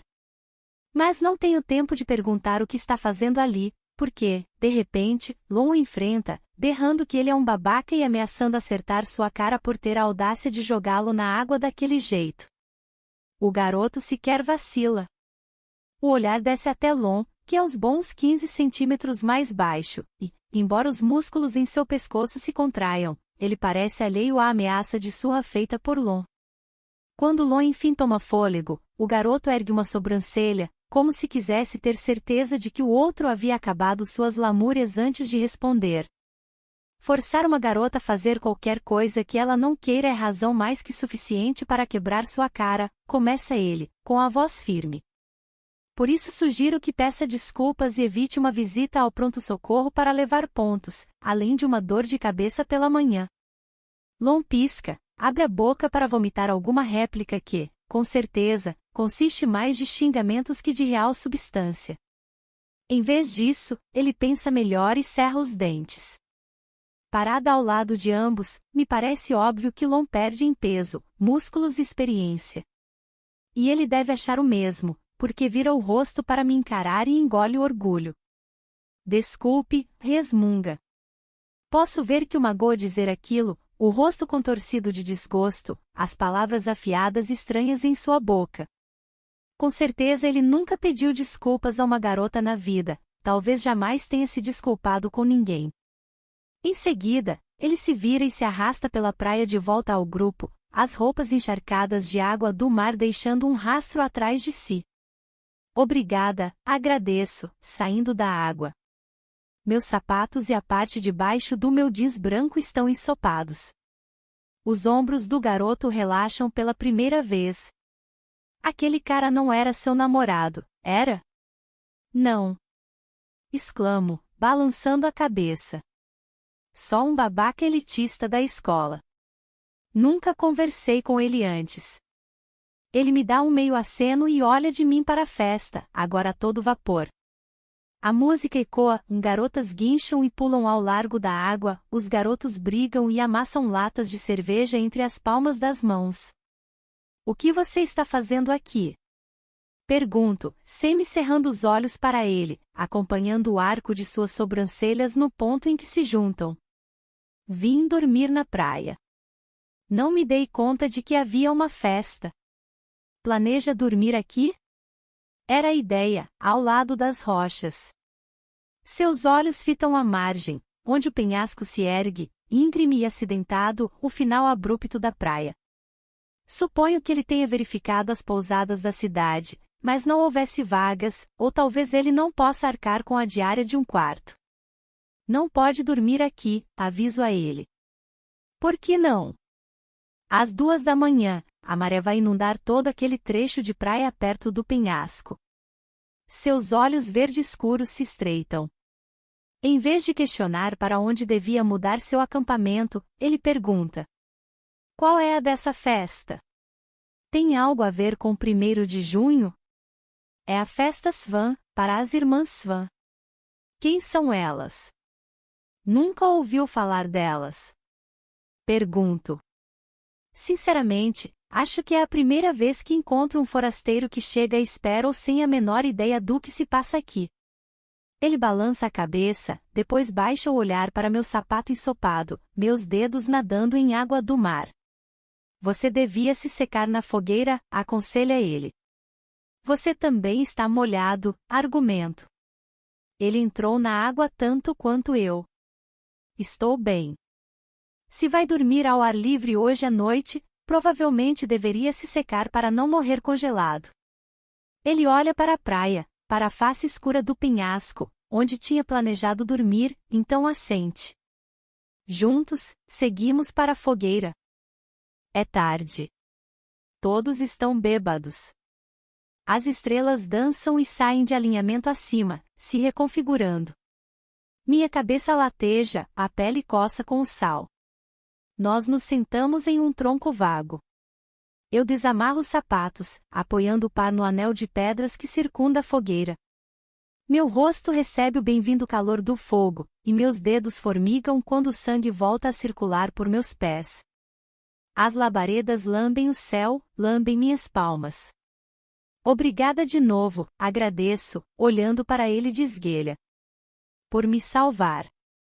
Acho que eu estava no lugar certo e na hora certa. A maioria dos caras por aqui não é tão cavalheiresca. Esfrego as palmas, tentando aquecê-las, meus dedos congelados até os ossos. A cidade vai ter que homenageá-lo com um desfile. Pela primeira vez, ele abre um sorriso largo e verdadeiro, um brilho suave nos olhos. Os requisitos para herói nesta cidade devem ser mínimos. Não. Só gostamos muito de desfiles. De novo ele sorri. E significa algo. Não sei o que, mas ele me intriga. Esse forasteiro. Esse garoto que me olha de canto de olho, que parece familiar e original ao mesmo tempo. Na beira d'água, posso ver Rose ainda conversando com 3 garotos que manifestaram um súbito interesse em minha amiga depois de seu mergulho, mas, pelo menos, ela está segura e fora do oceano. Metade das pessoas voltou para perto da fogueira, e cervejas são passadas de mão em mão. Minha cabeça ainda parece mareada de tanto uísque, então pouso a cerveja na areia entre meus pés. Qual é seu nome? Pergunto ao garoto, enquanto ele toma um longo gole de sua cerveja. Bo. Ele segura a lata na mão direita de forma displicente, casual, descomprometida. Não parece ansioso nesse ambiente festivo desconhecido, em uma nova cidade, cercado por estranhos. E ninguém parece achar que ele não se enquadra. Sou Penny, digo, encarando-o, seus olhos tão verdes que é difícil desviar o olhar. Depois, torcendo o cabelo por sobre o ombro para espremer o excesso de água salgada das pontas, pergunto, quantos anos você tem? 18. Junto as mãos entre os joelhos. A fumaça da fogueira sobe em torvelinho, e a música continua a retumbar. Olivia e Lola tropeçam até o limite da fogueira, se abraçando e parecendo completamente chapadas. Aquelas são as irmãs Svan? Pergunta Bo. Olivia e Lola de fato se parecem, com o cabelo preto azeviche e os piercings combinando, por isso entendo porque ele imagina que sejam parentes. Mas solto uma risada curta. Não, só amigas. Enfio os dedos do pé direito na areia. As irmãs Svan estão mortas. Bo se vira para mim. Calma. Não foi recente, explico. Elas morreram há 2 séculos, afogadas na enseada. Afogadas por acidente ou de propósito? Olivia, que está parada do outro lado de Bo, solta uma risada alta e aguda. Ela deve ter ouvido a pergunta. Foi assassinato, responde ela por mim, olhando para Bo. Seus lábios cor de coral se curvam em um sorriso. Ela acha Bo um gato. Bem, quem não acharia? Não foi assassinato, retruca Lola, oscilando da esquerda para a direita. Foi uma execução. Olivia assente em concordância, em seguida olha para o lado oposto da fogueira. Davis. Chama ela. Conte a lenda. Davis M.C. Arthurs, abraçado a uma garota de cabelo curto escuro, sorri e se aproxima do fogo. É tradição contar a história das irmãs Swan, e Davis parece orgulhoso de ser o escolhido. Ele sobe em um toco vazio e olha para todos ao redor da fogueira. Há 200 anos, começa ele com uma voz trovejante, muito mais alta que o necessário. Comece do princípio, interrompe Lola. Estou começando. Grita ele, depois toma um gole de sua cerveja e lambe os lábios. As irmãs Swan, continua Davis, olhando para o grupo para ter certeza de que todos estão prestando atenção, chegaram a Sparrow em um navio chamado, alguma coisa, não consigo lembrar. Ele ergue uma sobrancelha e sorri. Mas isso não tem importância. O que tem importância é, elas mentiram sobre quem eram. Não mentiram, contesta Gigi Klein. David faz uma careta com essa segunda interrupção. Todas as garotas mentem, diz ele, piscando. Vários garotos em volta da fogueira riem. Mas as garotas vaiam. Uma chega a jogar uma lata de cerveja vazia na cabeça do narrador, que mal consegue se desviar. Gigi bufa, balançando a cabeça, frustrada. Elas eram lindas, argumenta. Não tinham culpa se nenhum homem desta cidade conseguia resistir a elas, não conseguiam evitar se apaixonar, mesmo os casados. Não eram apenas bonitas, sinto vontade de dizer. Eram elegantes e charmosas e encantadoras. Diferente de tudo que esta cidade já havia visto. Crescemos conhecendo as histórias, a lenda das irmãs. Como os cidadãos de Sparrow acusaram as 3 irmãs de bruxaria, de possuir a mente de seus maridos, irmãos e namorados, mesmo que não tivesse sido sua intenção fazer os homens se apaixonarem por elas. Não era amor, berra Davis. Era luxúria. Talvez, concorda Gigi. Mas não mereciam o que fizeram com elas. David ri, o rosto vermelho com o calor do fogo. Elas eram bruxas. Gigi revira os olhos. Talvez esta cidade as odiasse porque eram diferentes. Porque é mais fácil matar a aceitar que os homens do lugar são babacas misóginos e cabeças duras. 2 garotas paradas ao meu lado explodiram em risadas, cuspindo sua bebida. Bo me encara com olhos penetrantes, em seguida fala tão baixo que só eu posso ouvir. Elas foram mortas porque eram bruxas. Jogadas na enseada com pedras atadas aos tornozelos. Respondo, devagar. Não eram necessárias muitas provas para se acusar alguém de bruxaria naquela época, a maioria dos cidadãos já odiava as irmãs Swan, então foi um veredito fácil e rápido. Ele me olha com intensidade, com certeza porque pensa que estamos inventando a história toda. Se não eram bruxas, contra-argumenta Davis, encarando Gigi, por que elas voltaram no verão seguinte? E em todos os verões desde então? Gigi dá de ombros, como se não quisesse mais discutir, e joga a lata de cerveja nas chamas, ignorando Davis. Ela cambaleia para longe da fogueira, na direção da margem. Talvez você seja possuída por uma irmã Swan hoje à noite. Grita Davis às suas costas. Então veremos se vai continuar achando que elas não são bruxas. Davis vira o resto da cerveja e amassa a lata nos dedos. Ao que parece, superou completamente a ideia de contar a lenda das irmãs Swan, já que desce desajeitado do tronco e recoloca o braço sobre os ombros da garota de cabelo curto. O que ele quis dizer com voltaram no verão seguinte? Pergunta Bo. Em 1º de junho do verão após o afogamento das irmãs.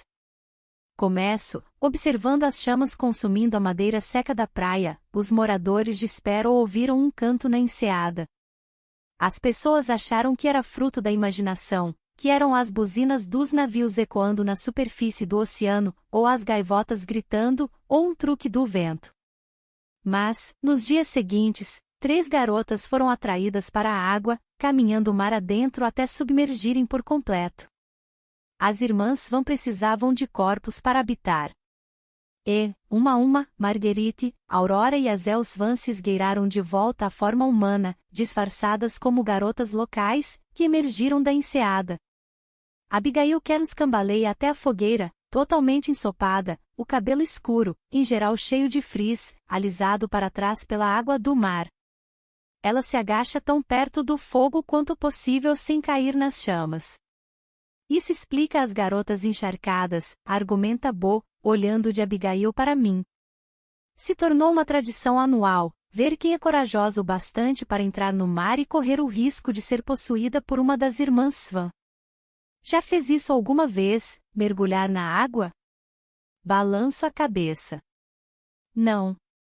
Então acredita que poderia mesmo acontecer, que poderia ser possuída por uma das irmãs. Ele toma outro gole da cerveja, o rosto iluminado pela súbita explosão das labaredas quando alguém joga outro tronco nas brasas. Sim, acredito. Porque acontece todo ano. Já viu acontecer? Não exatamente. Não é como se as garotas saíssem da água e anunciassem que agora são Marguerite ou Aurora ou Azel. Elas precisam se integrar, agir normalmente. Por quê? Porque não possuem os corpos apenas para se sentirem vivas de novo, elas o fazem por vingança. Vingança contra quem? A cidade. Ele semicerra os olhos, a cicatriz embaixo do esquerdo se contrai, em seguida ele pergunta a coisa óbvia. Que tipo de vingança? Meu estômago embrulha um pouco. Minha cabeça lateja nas têmporas. Eu queria não ter bebido tanto. As irmãs Swan são colecionadoras de garotos, respondo, pressionando levemente um dedo contra a têmpora direita. Sedutoras. Tão logo cada uma possua um corpo, os afogamentos começam. Faço uma pausa dramática, mas Bo nem mesmo pisca. Seu rosto enrijece de súbito, como se congelado em um pensamento que ele não consegue ignorar. Talvez não estivesse esperando que a lenda envolvesse mortes reais. Pelas 3 semanas seguintes, até a meia-noite do solstício de verão, as irmãs, disfarçadas de garotas locais, vão atrair garotos para a água e afogá-los na enseada. Estão colecionando suas almas, roubando-as, tomando os rapazes da cidade por vingança. Alguém à minha direita soluça, depois deixa cair a cerveja na areia perto de meus pés, o líquido âmbar escorrendo para fora.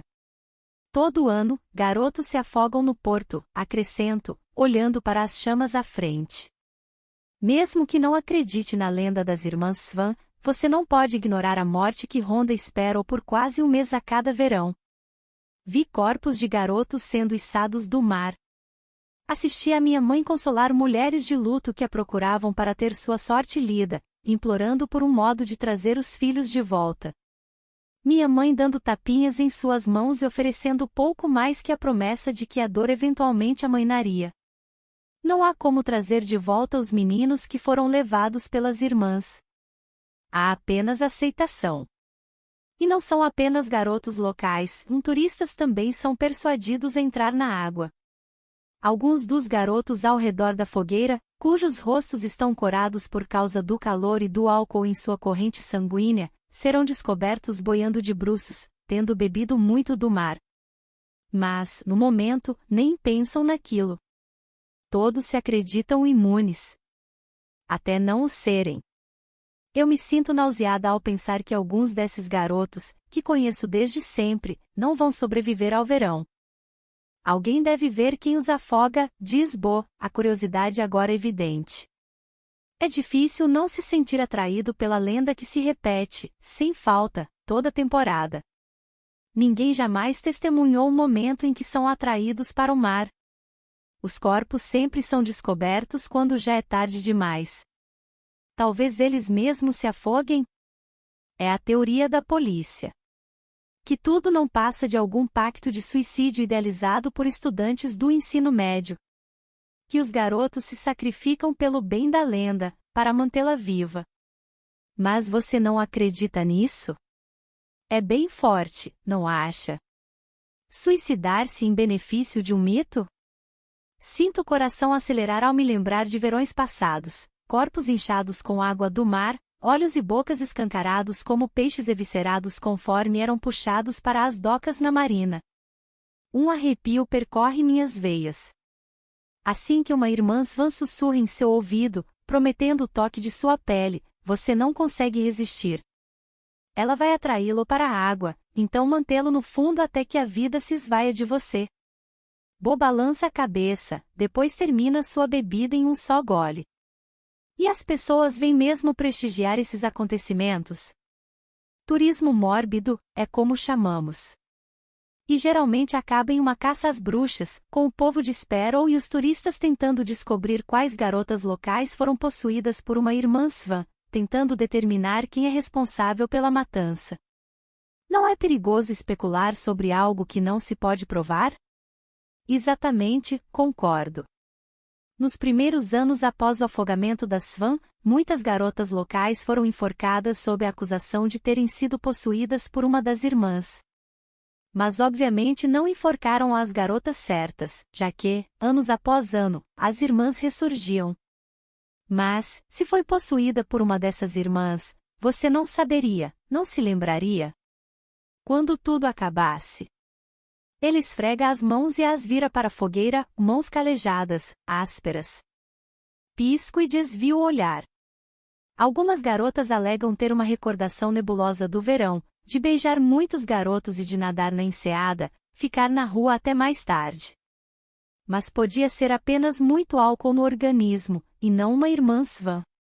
As pessoas acreditam que, quando uma irmã Svan se apossa de um corpo, ela absorve todas as memórias da garota a fim de que esta continue com a vida normal, haja naturalmente, e ninguém desconfie de que não é ela mesma. Quando a irmã deixa o corpo, ela apaga todas as memórias que não quer que a hospedeira lembre. Elas precisam se misturar porque, se forem descobertas, a cidade pode fazer algo terrível apenas para acabar com a maldição. Como matá-las? Pergunta Bo. Seria a única maneira de impedir seu retorno ao mar, respondo, enterrando meus dedos na areia. Matar a garota que as irmãs incorporaram.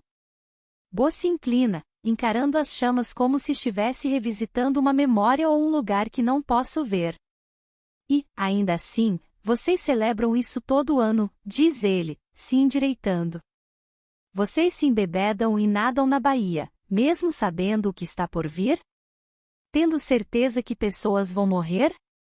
Apenas aceitam isso?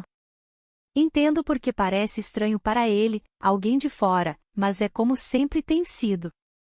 É a penitência de nossa cidade, argumento. Afogamos 3 garotas no oceano há 2 séculos. Desde então, temos sofrido com isso a cada verão. Não podemos alterar o passado. Mas por que as pessoas não se mudam? Algumas o fizeram, mas as famílias mais antigas escolhem ficar. Como se fosse uma obrigação que devem assumir. De repente, uma brisa suave sopra através do grupo, e a fogueira crepita e cintila, mandando faíscas, como vagalumes zangados, para o céu. Está começando, grita alguém da beira d'água, e aqueles reunidos ao redor do fogo se dirigem à praia. Eu me levanto, ainda descalça. O que está começando? Pergunta Bo. A canção. Capítulo 4. O luar cria um caminho misterioso até a linha d'água. Bo hesita ao lado da fogueira, as mãos nos joelhos, sua boca uma linha reta. Ele não acredita em nada daquilo. Mas então se levanta, largando a lata de cerveja vazia na areia, e se dirige à margem, onde as pessoas se amontoam. Várias garotas estão encharcadas, tremendo, o cabelo pingando nas costas. SH, murmura uma delas, e o grupo cai em completo silêncio. Todo mundo completamente imóvel. Alguns segundos se passam. Um vento frio corre pela água. Eu me pego prendendo a respiração. Todo verão é a mesma coisa. No entanto, eu escuto e aguardo, como se estivesse prestes a ouvir pela primeira vez. Os primeiros acordes de uma orquestra, os segundos de antecipação antes do abrir das cortinas. E então, suave e lânguido como um dia de verão, o murmúrio de uma canção cujas palavras são irreconhecíveis. Alguns dizem que é francês, outros acham que pode ser português, mas ninguém jamais as traduziu, porque não é uma linguagem real. É algo mais. O som serpenteia pelo oceano e penetra em nossos ouvidos. É gentil e sedutor, como uma mãe sussurrando um conto de ninar para uma criança. E, como um sinal, duas garotas paradas perto da linha de água avançam cambaleantes para o mar, incapazes de resistir. Um grupo de meninos vai atrás das duas e as puxa para fora. O tempo para desafios acabou. Nada mais de instigar meninas a entrar na enseada, nada mais de provocações para mergulhar até o fundo e voltar. De repente, o perigo se tornou bem real. O acalanto se enrola à minha volta, dedos deslizam por minha pele e pela minha garganta, me provocando. Implorando por uma resposta. Fecho os olhos e dou um passo adiante, antes mesmo de me dar conta do que fiz. Mas a mão sólida e quente de Bo agarra minha. Onde você vai?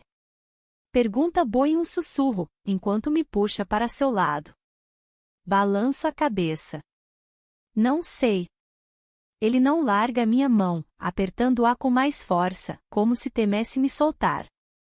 Está mesmo vindo da água?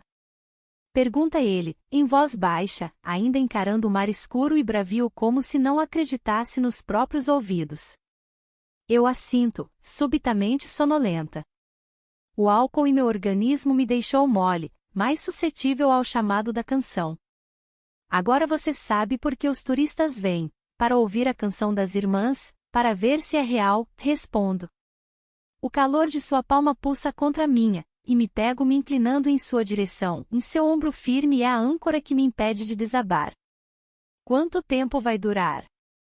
Até que cada uma das irmãs tenha traído uma garota até a água e tomado seu corpo. Cerro os dentes. Dia e noite, o oceano vai cantar. Às vezes leva semanas, outras apenas alguns dias. Todas as três irmãs poderiam encontrar corpos esta noite, se as garotas continuassem a entrar na baía. Isso assusta você? Percebo que somos as últimas pessoas a continuar na beira d'água. Todo mundo já voltou para a segurança da fogueira, longe da irresistível enseada, mas sua mão continua na minha, me mantendo ancorada à margem. Sim, admito, a palavra provocando um arrepio em minha espinha. Em geral, não venho a festas van. Fico em casa e me tranco no quarto. Quando meu pai ainda estava vivo, ele passava a noite toda sentado em uma cadeira ao lado da porta da frente, para se certificar de que eu não seria atraída para fora do quarto, caso a tentação de um mergulho no mar fosse grande demais para resistir. Agora que ele se foi, durmo com fones de ouvido e um travesseiro sobre a cabeça toda noite, até a canção cessar. Acredito que sou mais forte que a maioria das garotas, que não sou tão facilmente enganada pela voz etérea das irmãs. Minha mãe costumava dizer que ela e eu somos como as irmãs Swan, incompreendidas, diferentes. Párias vivendo na ilha, sozinhas, lendo a sorte em um universo de folhas de chá. Mas me pergunto se é mesmo possível ser normal em um lugar como Sparrow. Talvez todos tenhamos alguma idiosincrasia, alguma estranheza que mantemos escondida, coisas sem explicação que testemunhamos, coisas que desejamos, coisas das quais fugimos. Algumas garotas querem ser possuídas, digo num sussurro, porque é difícil para mim imaginar esse tipo de desejo. Como uma medalha de honra. Outras alegam que foram possuídas em verões anteriores, mas não há como provar. É mais provável que queiram apenas chamar atenção. As irmãs Swan sempre roubaram os corpos de garotas de minha idade, a mesma idade que as irmãs tinham ao morrer.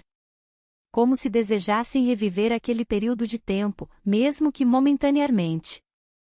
Bo inspira fundo, depois dá meia volta e olha para a fogueira, onde a festa recomeçou com força total. O objetivo da noite é ficar acordado até o amanhecer, para marcar o começo do verão, além de, no caso das garotas, sobreviver sem incorporar uma irmã Swan. Mas sinto a hesitação de Bo. Talvez ele tenha chegado ao limite. Acho que vou voltar ao acampamento e encontrar um novo lugar para dormir. Ele solta minha mão, e esfrego as palmas, sentindo o calor residual. Uma espiral inquieta de calor serpenteia do centro de meu peito até as costelas. Ainda está atrás de trabalho? Pergunto. Ele comprime os lábios, como se considerasse a pergunta, saboreando-a na boca. Você estava certa sobre ninguém querer contratar um forasteiro. Bem, talvez eu estivesse errada sobre não precisar de ajuda. Suspiro. Talvez tenha dito isso por Bo ser de fora da cidade, como meu pai.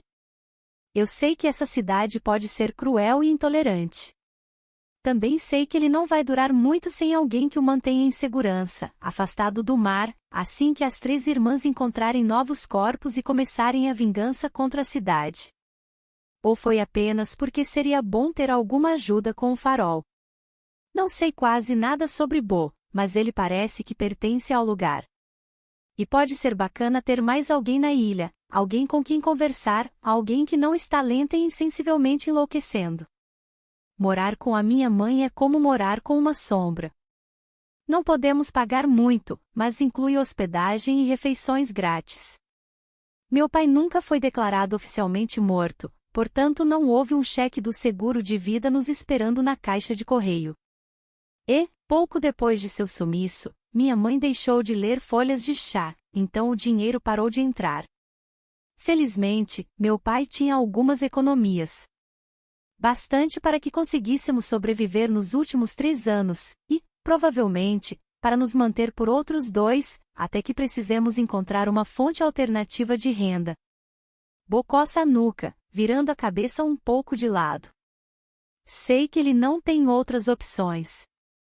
Ainda assim, está analisando a proposta. Certo.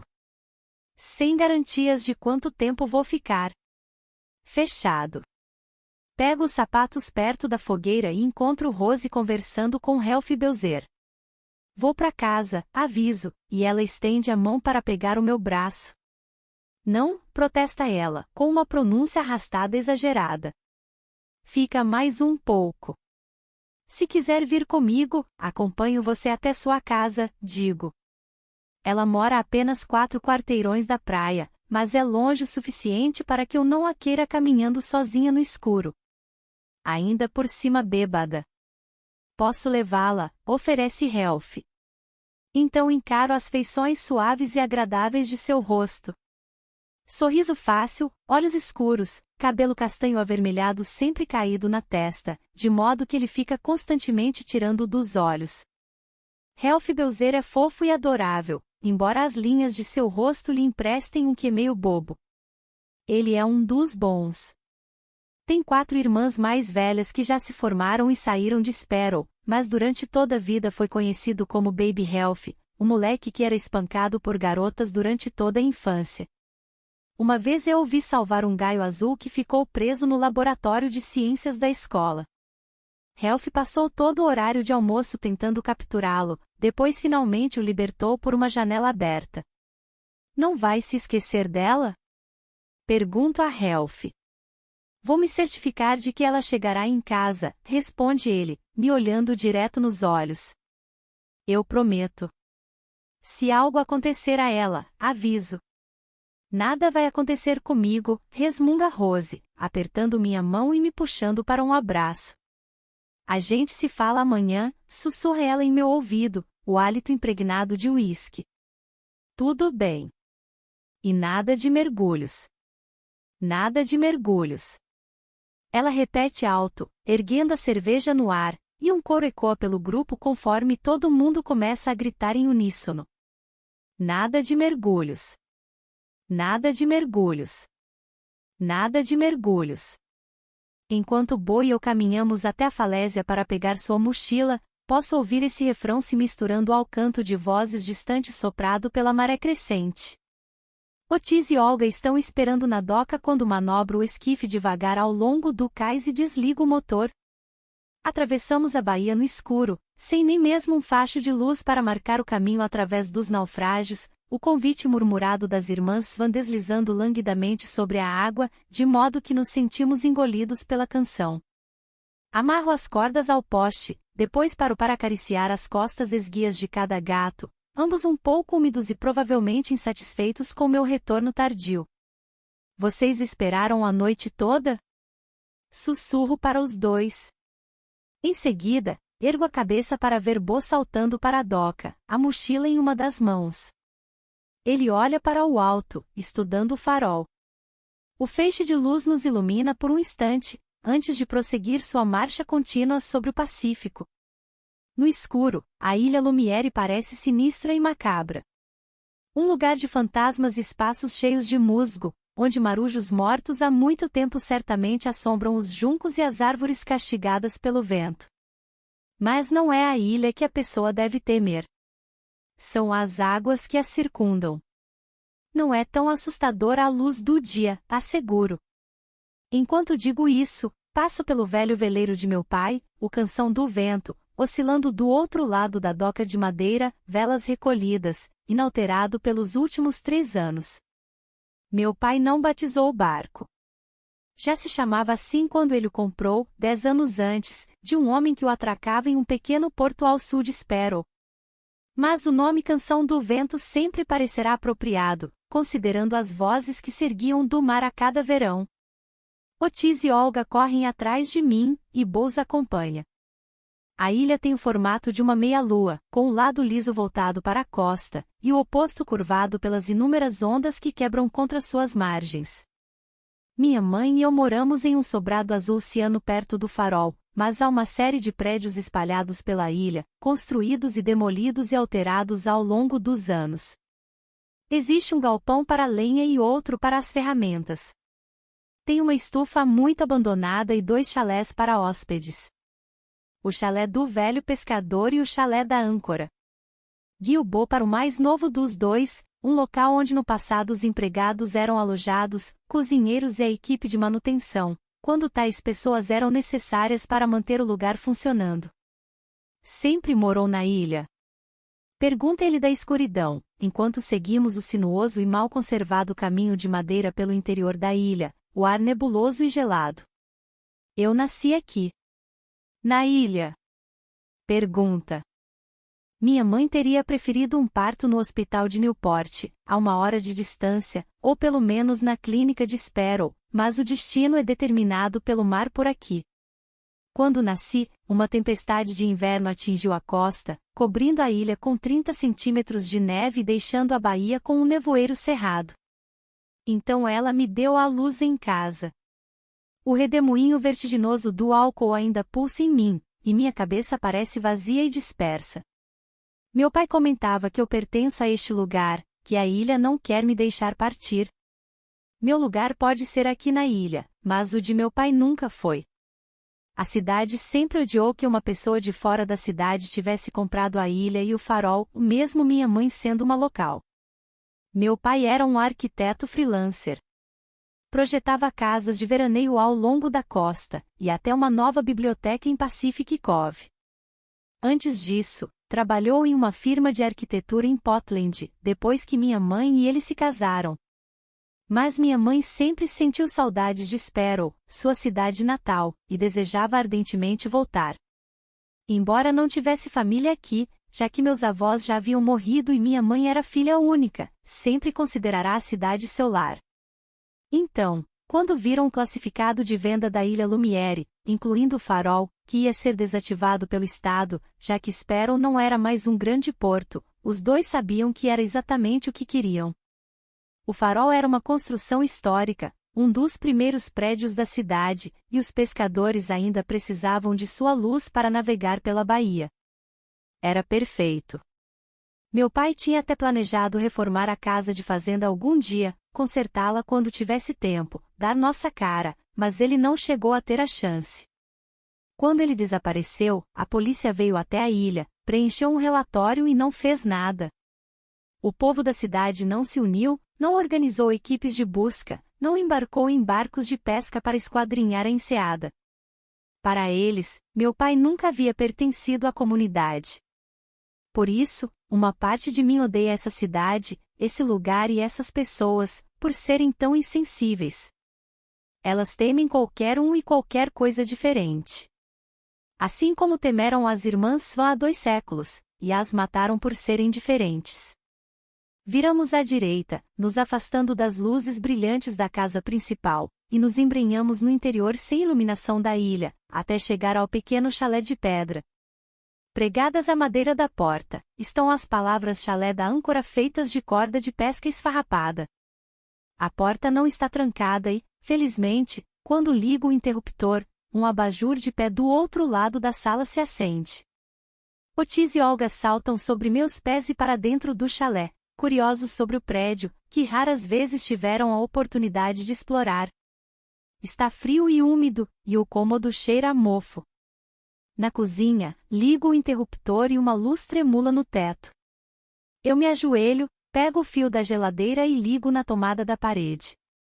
De imediato, o aparelho começa a zumbir. Um pequeno quarto fica logo depois da sala, uma cômoda de madeira descascada está encostada à parede, e uma cama de metal se encontra sob a janela. Há um colchão, mas nenhum travesseiro ou coberta. Vou trazer lençóis e uma colcha amanhã, aviso a ele. Trouxe um saco de dormir. Bo larga a mochila no chão perto da entrada. Vou ficar bem. Tem lenha no galpão logo acima no caminho, se quiser acender o fogo. Não há comida na cozinha, mas temos bastante na casa principal. Você pode passar lá pela manhã para o café. Obrigado. Só queria que não estivesse tão. Não tenho certeza do que quero dizer, de como me desculpar pelo chalé estar tão escuro e mofado. É melhor do que dormir na praia, diz ele, antes que eu consiga encontrar as palavras certas, e sorriu, me sentindo subitamente exausta e tonta e com sono. Vejo você pela manhã, digo. Bo não responde, mesmo eu tendo ficado calada por um instante a mais, achando que talvez o fizesse. Então dou meia volta, a cabeça rodando, e saio.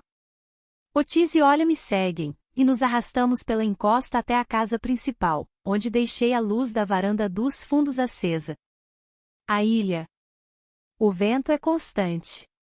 Uiva e destrói tapumes e arranca telhas. Com ele, traz chuva e ar salgado. No inverno, às vezes traz neve.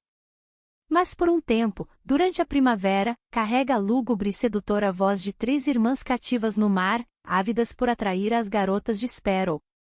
Das águas escuras da baía, sua canção penetra nos sonhos, permeia a grama frágil que cresce ao longo dos penhascos íngremes e das casas podres. Pousa nas pedras que sustentam o farol, flutua em torvelinho no ar, até se tornar tudo o que se consegue provar e respirar. É o que desperta do sono as pobres de espírito. É o que as tira da cama e as atrai até a costa. Envolvendo suas gargantas, como garras, o som as arrasta até a parte mais profunda da enseada, entre os destroços de navios há muito abandonados, aprisionando-as até que o ar deixe os pulmões e algo novo possa se esgueirar para dentro.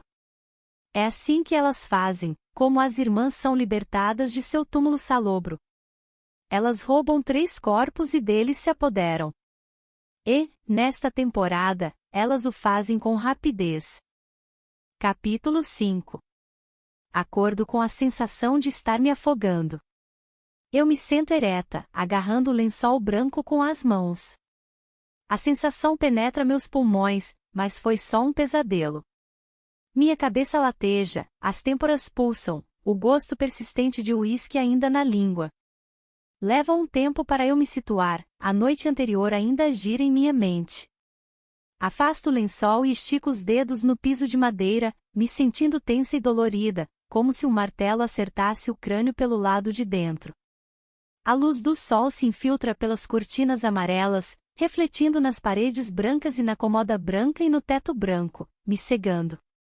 Esfrego os olhos e bocejo.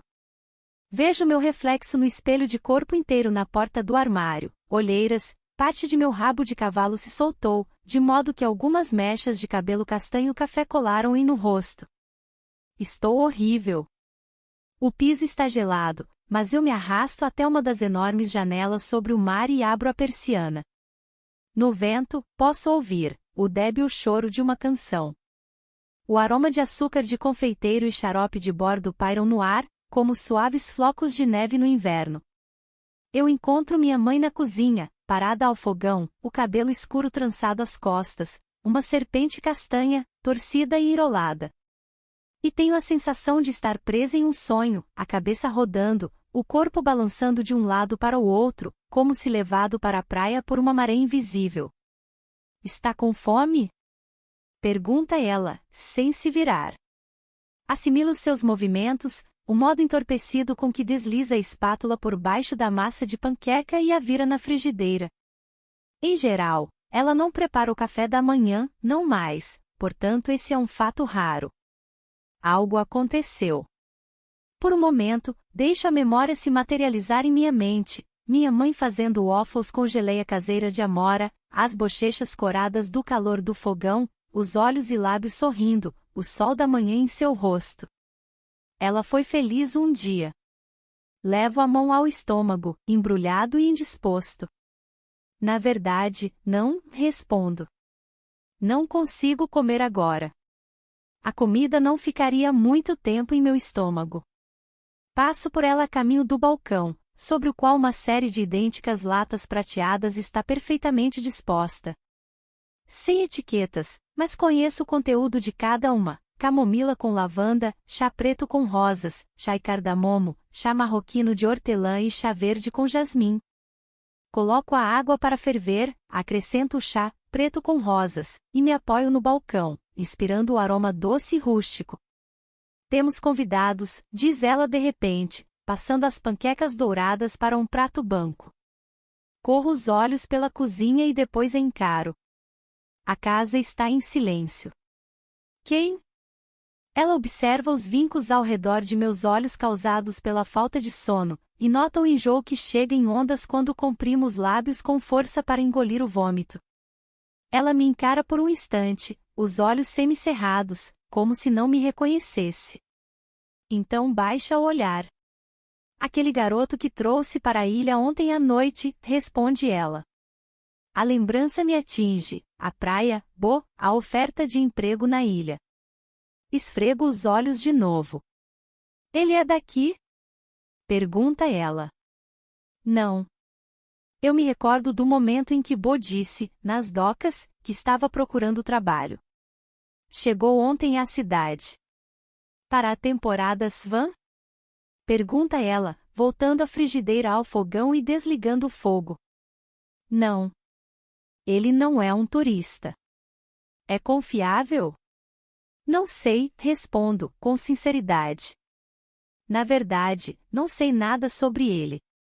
Bem, diz ela, dando meia volta para me encarar e enfiando as mãos nos bolsos do roupão preto felpudo. Ele acaba de acordar. Leve o café para ele. Não quero um estranho dentro de casa. Este é um dos dons da minha mãe. Ela sabe quando as pessoas estão próximas, quando estão chegando à ilha. Ela pressente sua chegada como um cutucar no fundo do estômago. O que explica por que ela decidiu fazer café, o que a tirou da cama pouco depois do amanhecer e a compeliu até a cozinha para acender o fogão e pegar a frigideira. Ela pode não querer um estranho em casa, pode não confiar nele, mas não vai deixar que passe fome. Faz parte de sua natureza. O luto não levou sua bondade. Ela despeja o xarope de bordo sobre uma pilha de panquecas quentes, em seguida me passa o prato. E leve alguns cobertores para o rapaz, acrescenta ela. Ou ele vai congelar. Ela não pergunta por que ele está aqui, por que o trouxe até a ilha, ou com que propósito. Quem sabe apenas não se importe. Calço as galochas verdes de borracha ao lado da porta e coloco uma capa de chuva preta. Em seguida, pego um conjunto de lençóis e um cobertor grosso de lã no armário do hall. Com uma das mãos sobre o prato de panquecas, para evitar que a chuva as transforme em uma pilha empapada de açúcar e farinha, saio. Ao longo do caminho, poças d'água se acumulam em buracos na grama. Às vezes a chuva parece vir do chão em vez de cair do céu. Como em um globo de neve, mas com água. Um vento repentino castiga meu rosto enquanto desço até o chalé. A porta de madeira maciça chacoalha quando bato, e Bo abre quase imediatamente, como se estivesse prestes a sair. Bom dia, cumprimento. Ele está vestindo jeans e uma capa de chuva cinza grafite. Fogo crepita na lareira atrás de Bo. Ele parece descansado, de banho tomado e novo em folha. Diferente de como me sinto. Dormiu bem? Sim. No entanto, sua voz soa abatida e rouca, talvez traindo a falta de sono. Seus olhos me encaram sem piscar, me devorando, e minha pele formiga com a intensidade. Ele não é o tipo de pessoa que olha para você de maneira indiferente. Seu olhar é afiado, incisivo, e um pudor se instala no fundo de minha alma, me fazendo querer desviar o olhar. Bo fecha a porta atrás de mim, e eu coloco o prato de panquecas na pequena mesa de madeira da cozinha. Depois, esfrego as mãos na calça jeans, embora não tenha nada para enxugar.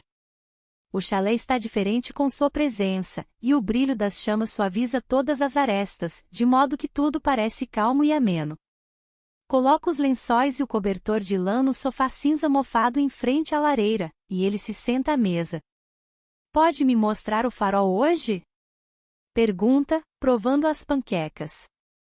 Nessa luz, sob o matiz encarnado do fogo, ele me lembra dos meninos que chegam à cidade a bordo de barcos de pesca, imaturos e selvagens, como se tivessem sido soprados pelo vento, lançados à deriva. Ele me lembra de alguém que deixou o passado para trás. Claro. Mordo o canto de meu lábio inferior. Meus olhos examinam o chalé. As altas estantes de madeira ao lado da lareira estão abarrotadas de livros, velhos almanaques e tabelas de maré, tudo coberto por uma década de poeira. Pedaços de vidro do mar verde-água, recolhidos das margens rochosas da ilha ao longo dos anos, estão empilhados em um pequeno prato de porcelana. Na prateleira de cima, há um grande relógio de madeira que, provavelmente, já adornou o convés de um navio. Esse chalé serviu de moradia para uma variedade de funcionários e trabalhadores temporários, homens que ficavam por uma semana ou por anos, mas quase todos deixavam algo para trás. Bugigangas e lembranças, pistas de suas vidas, mas nunca a história completa. Quando Bo termina o café da manhã, tão rápido que percebo quanto ele devia estar faminto, saímos do chalé aquecido e caminhamos em meio à garoa. O céu cinza-chumbo se abate sobre nós, um fardo quase tangível. Água pinga do meu cabelo. Passamos pela pequena estufa onde ervas, hortaliças e tomates um dia foram cuidados e cultivados, as paredes de vidro agora oxidadas e embaçadas, impedindo a visão do interior. A ilha reclamou a maioria das construções, muros se encontram em decomposição e a podridão nasce do chão. O musgo cobre todas as superfícies, uma erva daninha que se alimenta da constante umidade e que não pode ser detida. Ferrugem e mofo. Lama e barro. A morte se embrenhou em tudo. O canto não parou, constata Bo, quando estamos a meio caminho do farol, os pés ecoando, com passos ocos, contra a madeira do passeio. Mas as vozes continuam no vento, esgueirando-se preguiçosamente com um ar marinho. Tão familiares que mal as distingo dos outros sons da ilha. Ainda não, concordo. Não o encaro. Não permito que seus olhos encontrem outra vez os meus. Chegamos ao farol, e eu abro a porta de metal, corroída nas dobradiças. Uma vez lá dentro, leva um tempo para os olhos se ajustarem à penumbra. O ar está pesado e cheira a madeira molhada e a pedra. Uma escada em caracol serpenteia pelo interior do farol até o alto, e indico a Bo onde não pisar enquanto subimos, já que muitos degraus apodreceram ou quebraram. De tempos em tempos, paro a fim de recuperar o fôlego. Já foi possuída alguma vez? Pergunta Bo, quando estamos quase no topo da escada. Não saberia se tivesse sido, respondo, arfando. Acredita mesmo nisso? Se seu corpo fosse tomado por alguma outra coisa, você não acha que saberia? Paro em um degrau firme e olho para ele. Acho que é mais fácil para a consciência esquecer, sair de cena. Ele não parecia satisfeito, o queixo inclinando para a esquerda. Se o deixa mais tranquilo, digo, com um meio sorriso, se uma irmã vai me possuir, eu conto depois como foi. Ele ergue uma sobrancelha, mas seus olhos sorriem para mim. Eu me viro e continuo a subir a escadaria. O vento sacode as paredes quanto mais alto subimos. Quando enfim alcançamos a sala da lâmpada, uma rajada uiva através das rachaduras na parede externa. O primeiro faroleiro era um francês, explico. Ele batizou a ilha de Lumière. Era muito mais trabalhoso manter um farol funcionando naquela época. Tinha que limpar as lâmpadas e os prismas, etc., etc. Agora é praticamente automatizado. Como aprendeu tudo isso? Meu pai, respondo, sem pensar. Ele pesquisou sobre faróis depois que minha mãe e ele compraram a ilha. Precisamos verificar o vidro e o bulbo todos os dias. E as peças precisam ser limpas algumas vezes por semana para impedir que a maresia se acumule. Não é difícil. Mas, durante uma tempestade ou um nevoeiro mais denso, este farol pode salvar a vida dos pescadores. Por isso temos que mantê-lo funcionando. Boacente, indo até as janelas para olhar a paisagem da ilha. Eu observo, delineando o contorno dos ombros, a curva de sua postura resoluta. Braços ao lado do corpo. Quem é ele? O que o trouxe aqui? A névoa se abateu sobre a ilha, criando um véu de puro cinza, tornando impossível discernir qualquer detalhe do terreno abaixo. Depois de olhar pelo vidro por alguns minutos, ele me segue pela porta, descendo a escada em caracol. Otis está sentado no caminho de madeira do lado de fora, esperando, olhos piscando contra a chuva.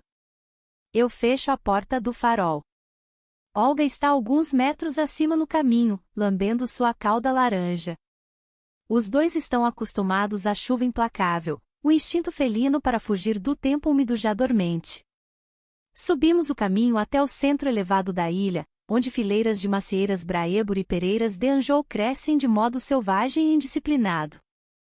As pessoas costumavam dizer que frutas não se dão bem com o ar marinho, mas sempre prosperaram na ilha Lumière. Uma anomalia. E o pomar? Pergunta Bo, parando no fim de uma leia. O que tem ele? Essas árvores não foram podadas em anos. Semi cerra os olhos para ele enquanto Bo estende a mão para tocar um galho nu e esquelético, como se pudesse sentir a história da árvore ao tocá-la. Elas precisam ser aparadas, e as mortas, derrubadas, comenta ele.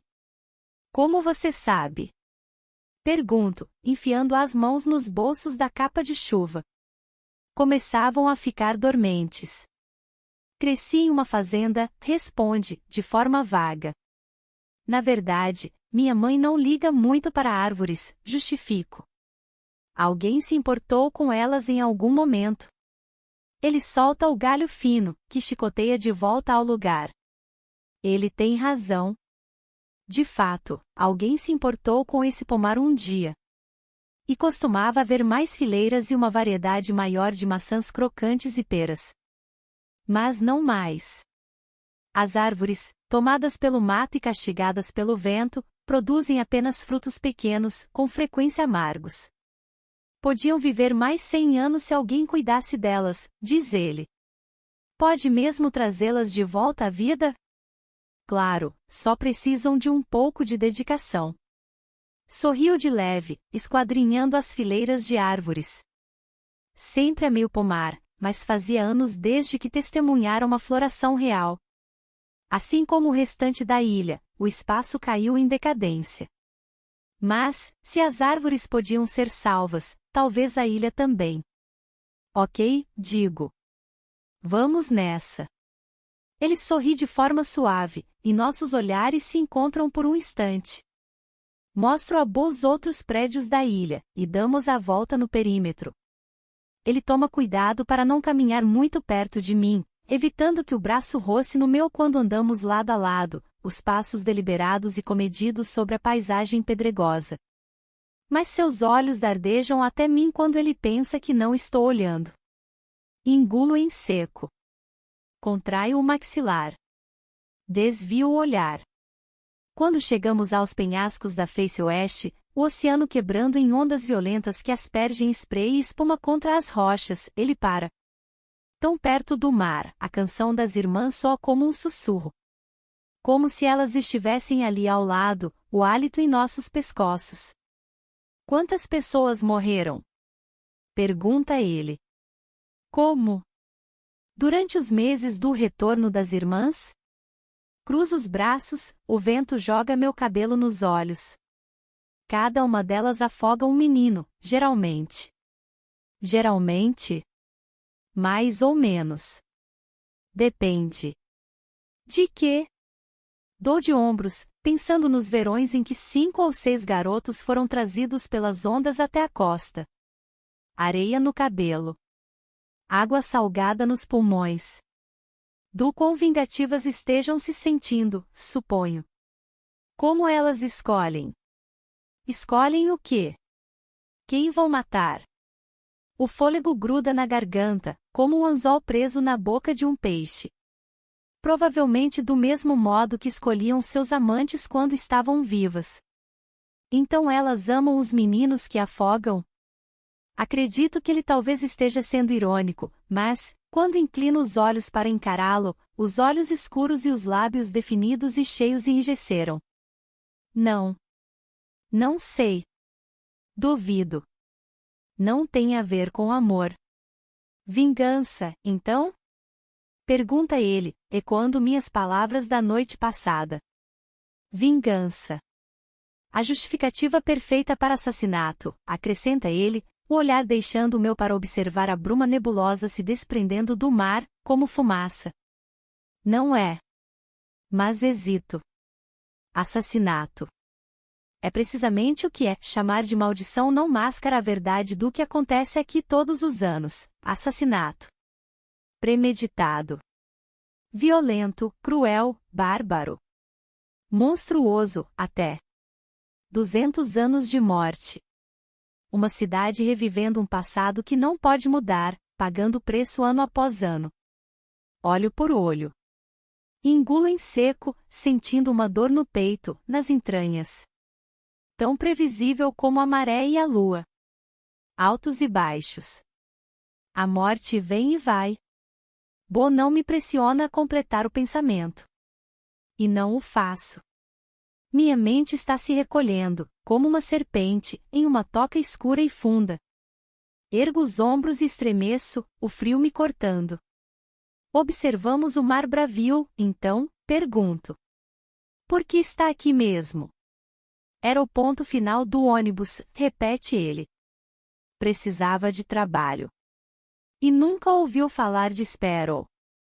Seus olhos encontram os meus, e a chuva se agarra a seus cílios, permanece em seu queixo e se derrama no cabelo escuro. Não. Então algo muda no vento. Um silêncio abrupto toma a ilha e envia um calafrio até a base de meu pescoço. O canto parou. Bo dá um passo na direção da beira do abismo, como se procurando ouvir o que não está mais ali. Se foi, diz ele. Todas as irmãs encontraram um corpo. As palavras pareciam ter sido arrancadas de minha garganta. O silêncio se acomoda entre as minhas costelas, expande os meus pulmões, me lembra do que está por vir. As 3 retornaram. Fecho os olhos, concentrada na quietude. Nunca aconteceu tão rápido. Agora os afogamentos vão começar. Um aviso. Esperamos a morte. Prendemos o fôlego. Sabemos que está vindo. Ainda assim, nos encolhemos quando rasga nossa garganta e nos puxa para o fundo. Placa pregada no banco de pedra da Ocean Avenue, voltada para a enseada, encomendada em 1925.